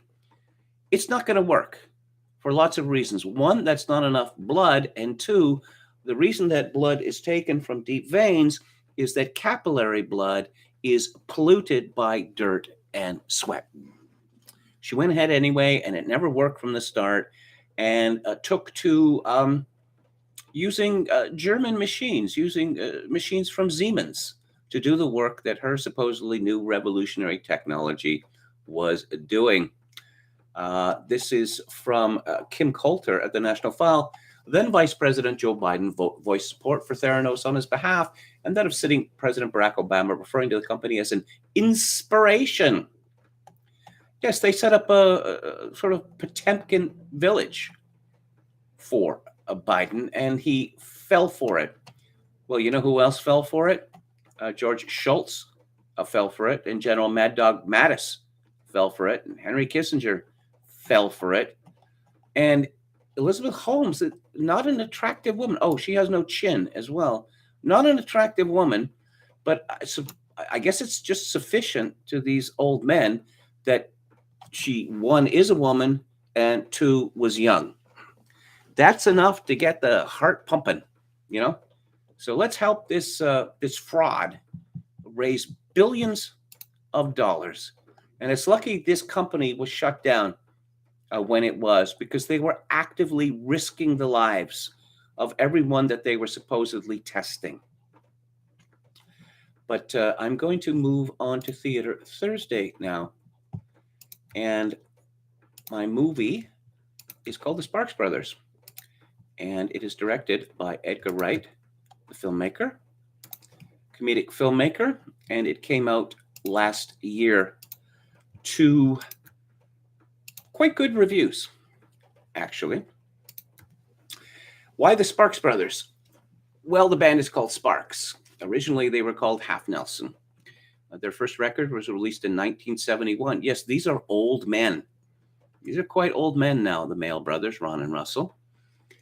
And the record was a flop. So the record company, Bearsville, said, how about a new name? And they said, the Sparks Brothers. And Russell Mail says there was just a feeling of horror, a pregnant pause, because that is a terrible name. You see, you're brothers, and you're like the Marx Brothers, so the Sparks Brothers. And they managed to convince the record label to shorten the name to Sparks. Yeah, and the record flopped again. I should say right from the start that there's a lot of talking heads in this documentary. There's a lot of found footage as well. And kudos to the research team here. They found a clip from a British chat show of Pete Townsend of The Who and Shelley Winters, the actress, sitting on the same couch, and they're talking about Sparks. That Shelley Winters said there was someone playing on the BBC who looked like Adolf Hitler. And Pete Townsend, and she was outraged by this, and Pete Townsend said, "No, that's Sparks." That was certainly delightful to see. What this documentary does is look at the band Sparks. Now, it looks at the Mail brothers, but through the lens, if you will, a dread phrase, of their professional career. There is a lot about their childhood. And they got home movies, great stuff. You know, them driving to San Francisco and them being at the fishing off the pier at Santa Monica and the like. But there's a lot about their childhood that isn't in there. Both brothers talk about how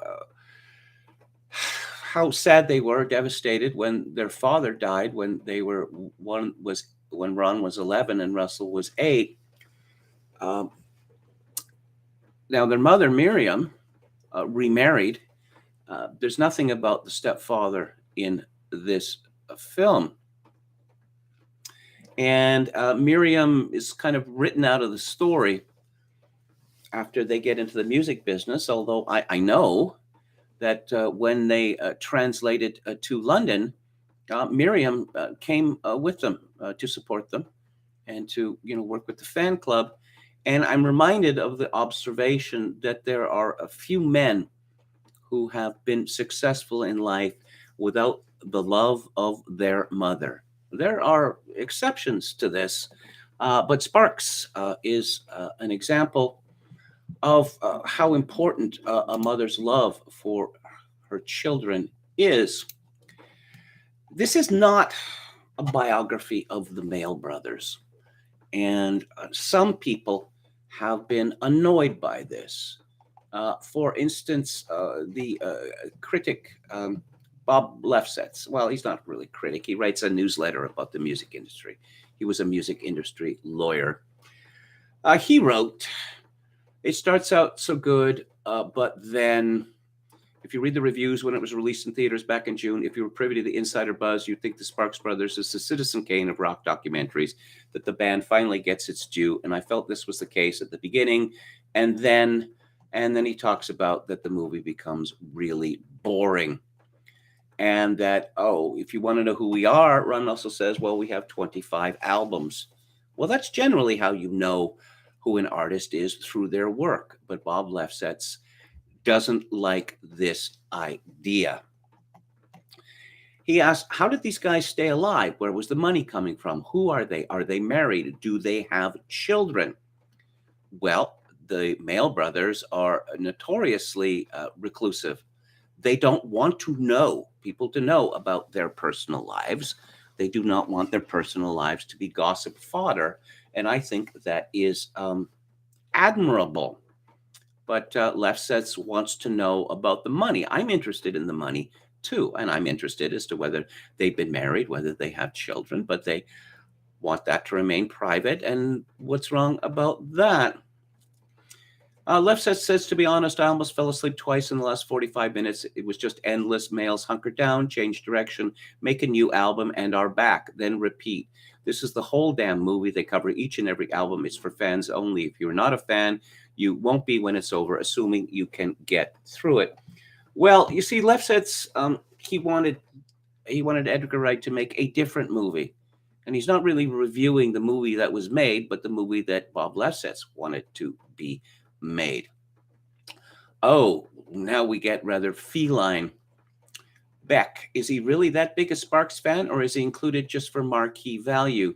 As for all musicians on buses ultimately talking about Sparks, well, no, absolutely not.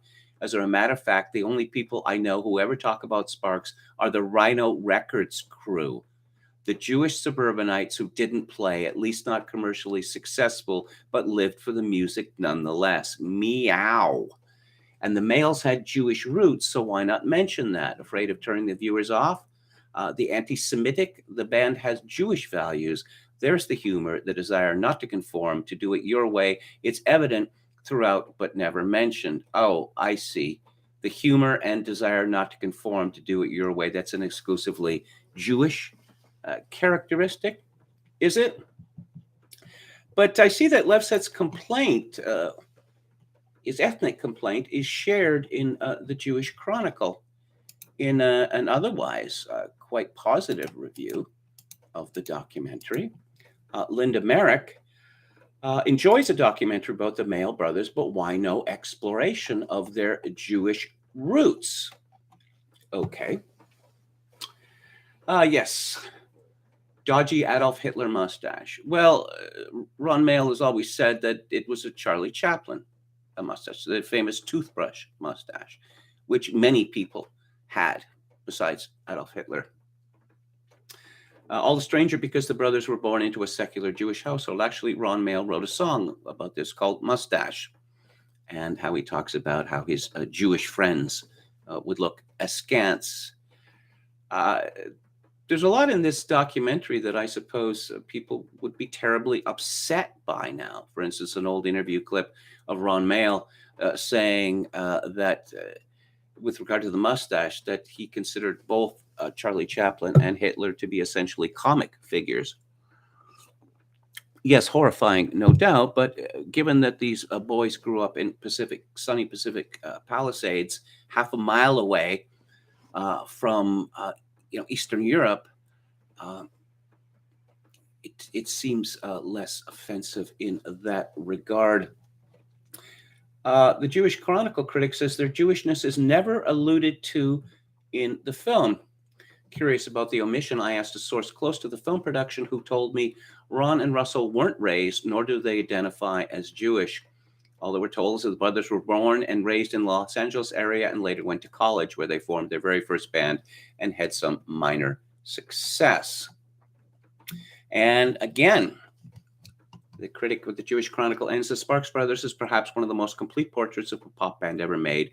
Wright presents an unabashed love letter to a band he clearly loves and does it with style, humor, and great attention to detail. It's just a real shame that the subject of their Jewish roots was, for whatever reason, never broached. Well, I remember I've been a big Sparks fan since Kimona My House came out in 1974. And then shortly thereafter, their first two Bearsville records were re-released as a duo, and I bought those and fell in love with those. And I've loved them for almost 50 years, and I've read a lot about them. In an interview given in the mid 1970s, Russell Mael was asked about the Jewish question, and he said, "My mother is Jewish, but I'm not." Now, I discovered a few years ago that sleuths on the internet were determined to prove Russell wrong. So apparently they claim to have found census data proving that the brother's father was Jewish as well. Given that his name was Meyer, I don't know. It seems rather likely. But I don't know. I don't know. This suggestion that the males are pretending to be people that they are not. A similar thing came up with the writer Muriel Spark, not Sparks, but Spark. And her father was Jewish, and her mother was English. And she later converted to Catholicism. She had one son, Robin, who they fell out. Let's put it that way. And every indication is that her son, who was raised as Jewish and was bar mitzvahed, he hated his mother, and he created a rather terrible scandal. I don't know, about 20 years ago, claiming that, my mother was entirely Jewish and that she's ashamed of it, so claimed to be half Jewish. I don't really know what to make of that. I never I know Muriel Sparks work quite well indeed, and there's no indication whatsoever, certainly in her many novels, that she is ashamed of her Jewish ethnic heritage. But this suggestion that the Sparks brothers, they're so subversive. Are they? This is a band that they have hundreds of songs, but let's look at one of them from their album Big Boy. It's called "I Want to Be Like Everybody Else." And you could see this as kind of a riposte to the Kinks song, the well-known Kinks song by Ray Davis, "I'm Not Like Everybody Else." Dressing up when the world is Levi Strauss, dressing down when tuxedos fill the house, going out when the rest are coming home, going home when the rest are going out. When I'm broke and really down, everyone's throwing tons around. And when I finally get my pay, everyone's in India, or so they say. I want to be like everybody else. Gravity don't work on me. I want to be like everybody else. Now, you could argue that there's a certain amount of self-consciousness there. But how about this one? White Women from the same album. What's good enough for Adam is good enough for me. I'm awfully glad we got them. They're easy to see.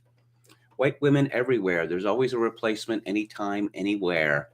They walk without a swagger. Their power's on the wane, but something deep inside me cries out all the same. It's got to be white women every day. To me, it doesn't matter that their skin's passé. The places that I'm cruising, the places that I stay are filled with Anglo-Saxons, and I get my way. White women every day. You can see them blush, at least by light of day. I don't really think any record company is going to allow that song on a record today, but here's another one from the same album. It's called "I Like Girls." No one is restricted, no one is tied down, but the grease of old collapsed because no one liked their girls. But we won't have that problem. Well, I'm doing my part. Well, no one's asked me, but I still answer la la la la la la la. Well, I like girls. Ron Mail. Well, here's something that doesn't come up in the documentary. One of the things that's interested me for a long time. If you look at the publishing credits for the first half of Sparks' albums, almost all the songs are attributed exclusively to Ron Mail.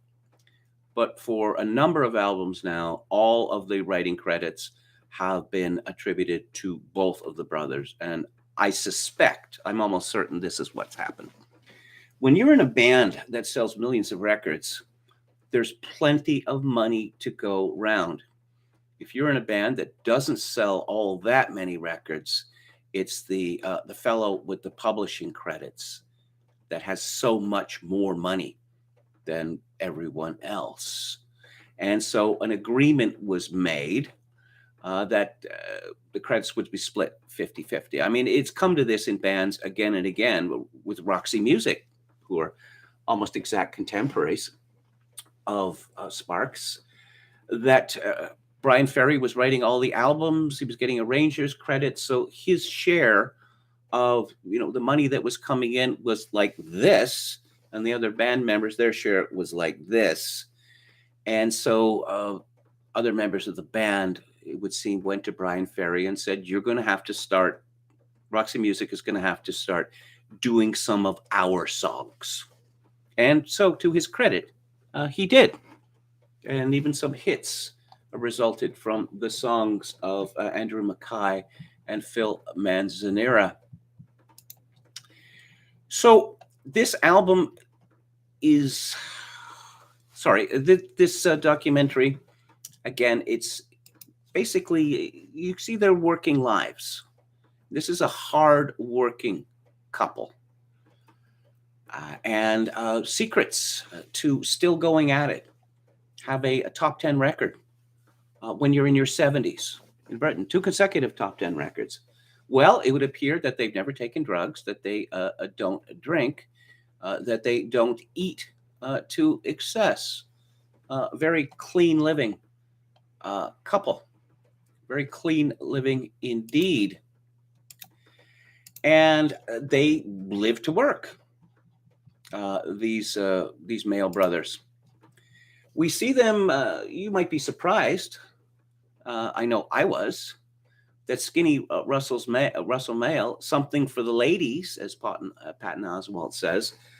He was the quarterback of his high school football team, weighing 145 pounds. And there'd be some people on the other teams they played that would be, 250 pounds.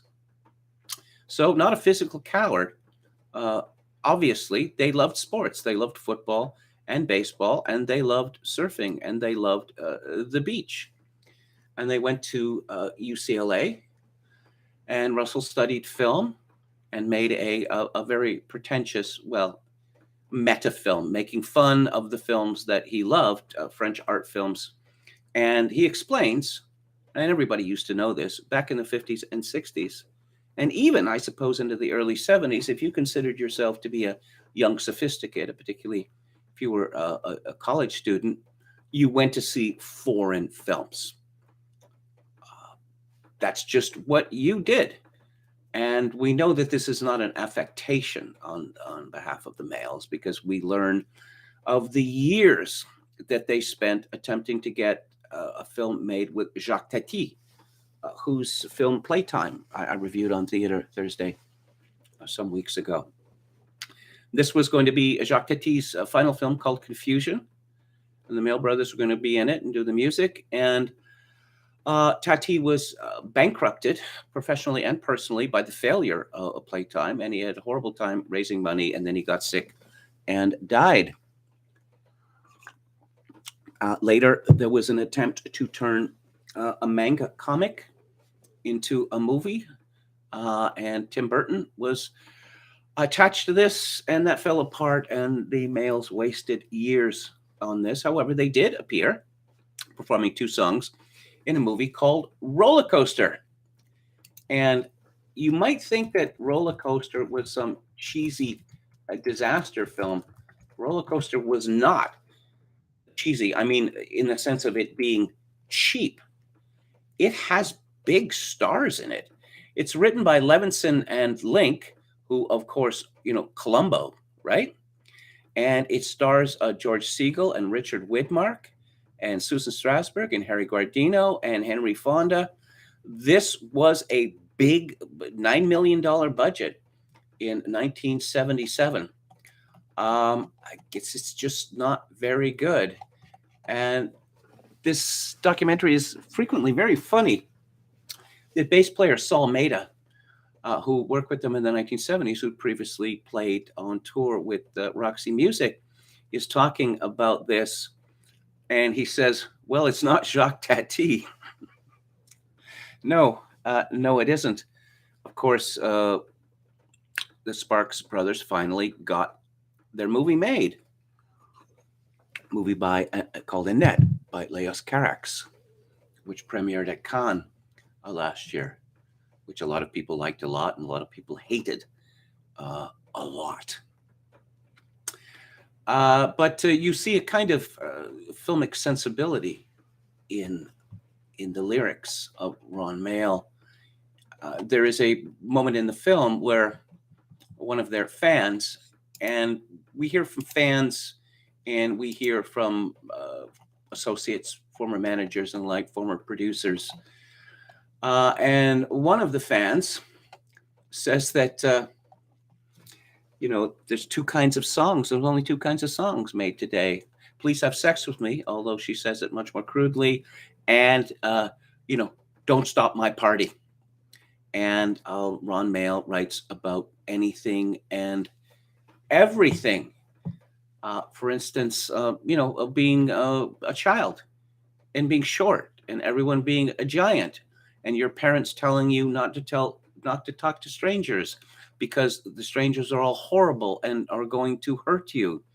Or Girl from Germany from their second album, where the parents are appalled, they're presumably Jewish parents, because their son has brought home his Jewish girlfriend. And it's the same old country, but the people have changed. Mike Myers is in the documentary, and he thought that he's well played, he said. Now, of course, Beck is in the documentary, and I have no doubt that Beck is a big fan of Sparks. And as for Sparks being spoken about on tour buses, when you are in the music business, the rock and roll business, and you look at a band like Sparks, which has been around for more than 50 years, you marvel at this, considering all the ups and downs they have had. And so, how did they manage to pull it off? Seemingly not caving to the demands of the records, of the record companies. We see Earl Mankey, who played in the first version of the band. Now, there's a lot of omissions. His brother Jim Mankey was in Sparks version 1. So you had two sets of brothers in the band, which is an interesting dynamic.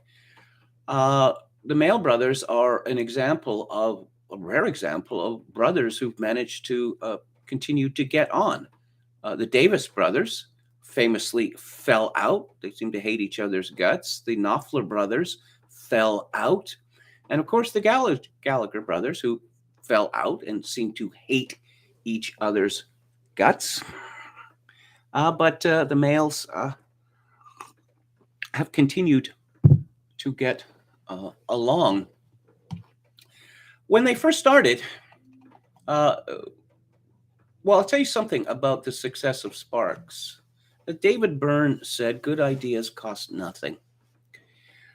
And you can see this not only in their music, but in their stagecraft. If you look at the Sparks live in Stockholm film from 2004, you see the effects that they managed to get, very, very cheap effects. For instance, Russell is singing a song about how he's not been successful with women as he likes, and he's concluded it's because he's not rich enough. And of course, Russell has the long curly hair, and he dresses in this flamboyant way, whereas Russell has for the longest time worn a white shirt and a tie, and his hair slicked back, and now he has a pencil mustache, and he makes no expression at the keyboard. He just stares into space, or maybe arch an eyebrow. So for this song in Stockholm, we see a leggy Swedish blonde wearing a very short skirt comes onto the stage, and she's gorgeous. And we see Ron take her by the arm, and they do a little, pas de deux. You see, this man has money and I do not. And that's why I am not successful with women, or not as successful as I like. Sparks have done, did they invent electropop? I don't know. Martin Ware of the Human League and Heaven 17 makes the claim that they pretty much invented electropop with their work with Giorgio Moroder, the #1 song in Heaven, which sounds like a record that could be released today. They did a radio opera called The Seduction of Ingmar Bergman for Swedish radio, and that's talked about. The idea is that Ingmar Bergman, who never left Sweden except when he was exiled by the tax authorities to Germany, that most of the other famous European directors ended up in Hollywood, so why not him? And so this explores this. They made an album with the British band Franz Ferdinand in 2015. They've done so many different things, and of course, that's frowned upon in the music business, that you're supposed to do one thing and keep doing it. Now, the Rolling Stones are currently on tour. The Rolling Stones are about the same age as Sparks Brothers, but the Rolling Stones have been an oldies band for a long, long time. And the fact that these men, let's see, Russell is 73 and Ron is 76, that they're making original music at this age is rather astonishing. They could rest on their laurels, but they have, perhaps their laurels aren't substantial enough popularly, but typically, a band passes 30 sometimes, or 40 for sure, and it's too much hard work to come up with new things. And what if it fails? How embarrassing that would be. The Mail Brothers I've never felt that way. I mean, they had great success in England in 74 to 76, and there's great footage of screaming female fans mobbing the stage. And one of them, Jane Marcus, who was 14 at the time, they found her. And she said, how horrified she was by what she'd done because, it's on film. And she said that, she'd never get to, to meet Ron, and that you never get to talk about their shared love of French film and the like. And if you know Sparks at all, you tend to think of them as, rather cerebral, but they were genuine pop stars in Britain and in Europe in the mid-70s, and they decided, well, we want to do something different. One of the things they wanted to do was to crack America. They never cracked America. Although Dick Clark, who appears many, many times in the film, seems to have been a big fan, which was quite decent of him. The Talking Heads segments are filmed in black and white. That gets a little boring, but we have a lot of found footage, a lot of it pretty astounding. As I said, Pete Townsend and Shelley Winters talking about Sparks. We have several different kinds of animation, line animation, stop action, collages.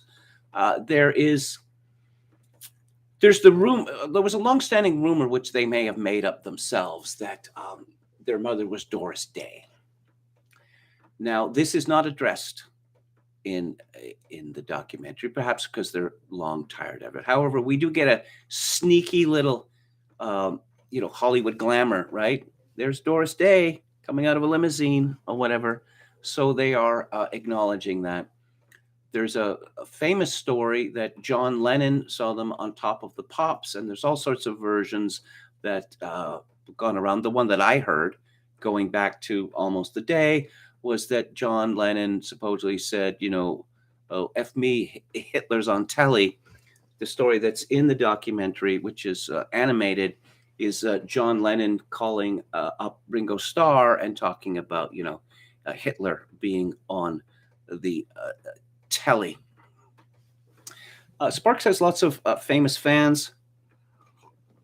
Going back to Bob Lefsetz, he seems to take it as a personal affront that there are people out there, I don't know, like me, presumably those losers at Rhino Records, who love Sparks.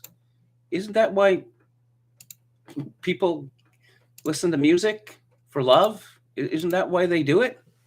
I would have thought so, because if you're going to get into it for the money, you are more often than not disappointed or outraged. And this movie is, as they say, a labor of love. It's a long movie. It's 2 hours and 20 minutes long. Of course, movies these days, the last, 5 or more are credits, right? But I found this movie to be absolutely delightful. I've seen it 3 or 4 times now. And of course, the question is, if I weren't such a big Sparks fan, or I wasn't a Sparks fan, how would I regard this? It's difficult to answer because, as I mentioned earlier, I am terribly invested in this band, and I have been so for a long time. But is the story interesting? And the story is tremendously interesting, and the presentation is outstanding.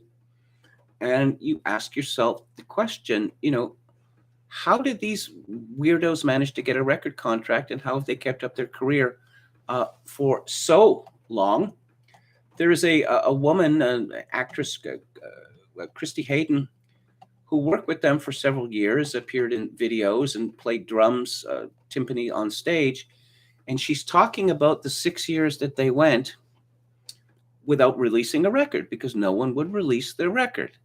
And she actually bursts into tears. And I thought, you should look for a woman who looks at you the way that Christy Hayden looks at Sparks. Just give you one example that the passion that this band inspires in people. And this is really an inspiring story. You hear people say, don't give up on your dreams. Well, most people, do give up on their dreams because most people who stick to their dreams end up being crushed by the weight of the world. The Mail Brothers have certainly been hard pressed by the weight of the world, but they were never crushed by it. And again, inspiring. So I'll just conclude by saying that I love this film, and I think that anyone who loves music would like it. Okay, let's take a final look at the chat. Yes, Halper points out that Doris Day's son was Terry Melcher, the famous LA producer who worked with Paul Revere and the Raiders. Great stuff they did together. Of course, Terry Melcher knew Charles Manson, and Manson wanted to kill him, and Melcher was lucky that he wasn't killed by Manson. Texas Feral Hog says, he's probably a buffoon like me. There are lots of men with no money that get women. Some things are showstoppers for women. It doesn't take much to dry up the well. Once it goes dry, it stays dry. British American says, their work ethic reminds me of Gilbert O'Sullivan, who keeps writing and performing new music just because he loves it. He doesn't need the money. Someone in the film runs into Neil Tennant of the Pet Shop Boys and asks him, why have you never acknowledged your debt to Sparks? And Neil Tennant is infuriated by this and walks away in a huff, right? Pet Shop Boys still put out records. They don't appear in the charts, but Sparks' records do. There's a famous statement about Sparks, which doesn't appear in the documentary. Perhaps it should have. Queen? Oh, so groundbreaking. Oh, were they really all that groundbreaking? Because I think they were listening very hard to the records that Sparks made for Island. And Queen, the saying goes, is Sparks for, and then a 5-letter expletive, very crude one, follows. And I think there's a lot to it. Renew Order wasn't Julian Gilbert circa 1985 just so adorable, says British American. Yeah.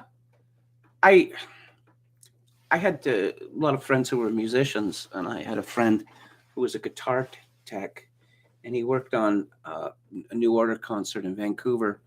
And he said that he saw the keyboard tech, working with the keyboards, and he said, that he was doing so much better a job than Julian Gilbert. Well, she was the drummer's wife, after all. Nobody got along during the Republic sessions. They only did it because Factory needed money. Oh, we're talking about New Order here, says Palcasso 88. Golly. Factory Records, a lot of cocaine. And you can see that reflected in the very good movie, 24-Hour Party People. And then Bernard Sumner decided that antidepressants or whatever were the key to good music? I don't really think so. Timothy Bottoms is the bad guy, says Anne Run and Roller Coaster. Indeed. Indeed, he was. British American says, I played tight end in my high school football team at 6'2", 150 pounds. It wasn't a very good team. 6'2", 150. That is slim. That is slim. Enra says, I might have the details wrong, but I think that in Peter Hook's New Order book, he mentioned Bernard Sumner getting 50% on at least one album, with the other 50 split among him, Morris, etc. I've mentioned this before, but in Radiohead, they split up the composition credits, 5 ways, which ensures a lot of harmony in the band. Because I'm sure that some people, like Tom York, say, are making more contributions than others. But Tom York once said that, oh, yes, Radiohead's like the United Nations, but within this United Nations, I'm the United States, which was a nice way of putting it. Halper said Americans used to laugh at Hitler's histrionics in 1930s newsreels. When I was in Catholic school in grade 2 or 3, one of the, I don't know, for some reason, one of the nuns decided to play us a film of Hitler speaking at a rally. And as soon as we saw him with his pounding his fist and looking like, a vein is going to explode in his head, and just this furious rant, we just burst into laughter, hysterical laughter. One, we couldn't understand what he was saying. But of course, we grew up with television, and television is cool, and newsreels are hot. Head McNext says, I think Kevin's jacket has broken my new 4K TV. There appears to be smoke coming from the back of it, the television, not the jacket. Yes, the biggest surprise about the Sparks Brothers, they're Americans. They seem so English in their eccentricity and even appearance. Well, when everyone is growing, rock musicians looked horrible in the early 70s. They all had long, straggly hair and horrible unkempt beards. And, you'd see things like bib overalls. And again, if you want to stand out and you don't have all that much money, how about not being like that?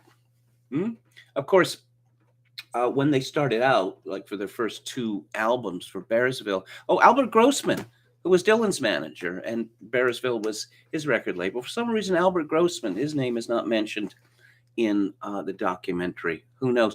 But, at the beginning, Ron had, what they call a Jewfro, like Bob Dylan. Hello to Gandalf White, too. Thank you for your kind words, Halper. Not true. PSB studio albums always crack the top 10 in the UK. Latest one got to number 3. Well, I stand corrected. Last time I checked, they were having problems charting. But glad to hear that is not the case. So I'm going to wrap it up here. And tomorrow is the book club. And I am going to be discussing a book by Alex Berenson called Pandemia. Yep, that's the one. And so I'll be back on the air tomorrow at 4 p.m. Pacific, 7 p.m. Eastern. Thank you all for tuning in. I really appreciate it. If you would like to make a donation to this live stream, my PayPal account is attached to kevin_grace@hotmail.com. And if you're in Canada, donations may be made directly to this stream via interact@kevingrace@shaw.ca. And I leave you with this. In these times of social atomization and civilizational collapse, I do dearly wish that you, my dear viewers and listeners, manage to forge a genuine human connection in order to ease the burden. Good night.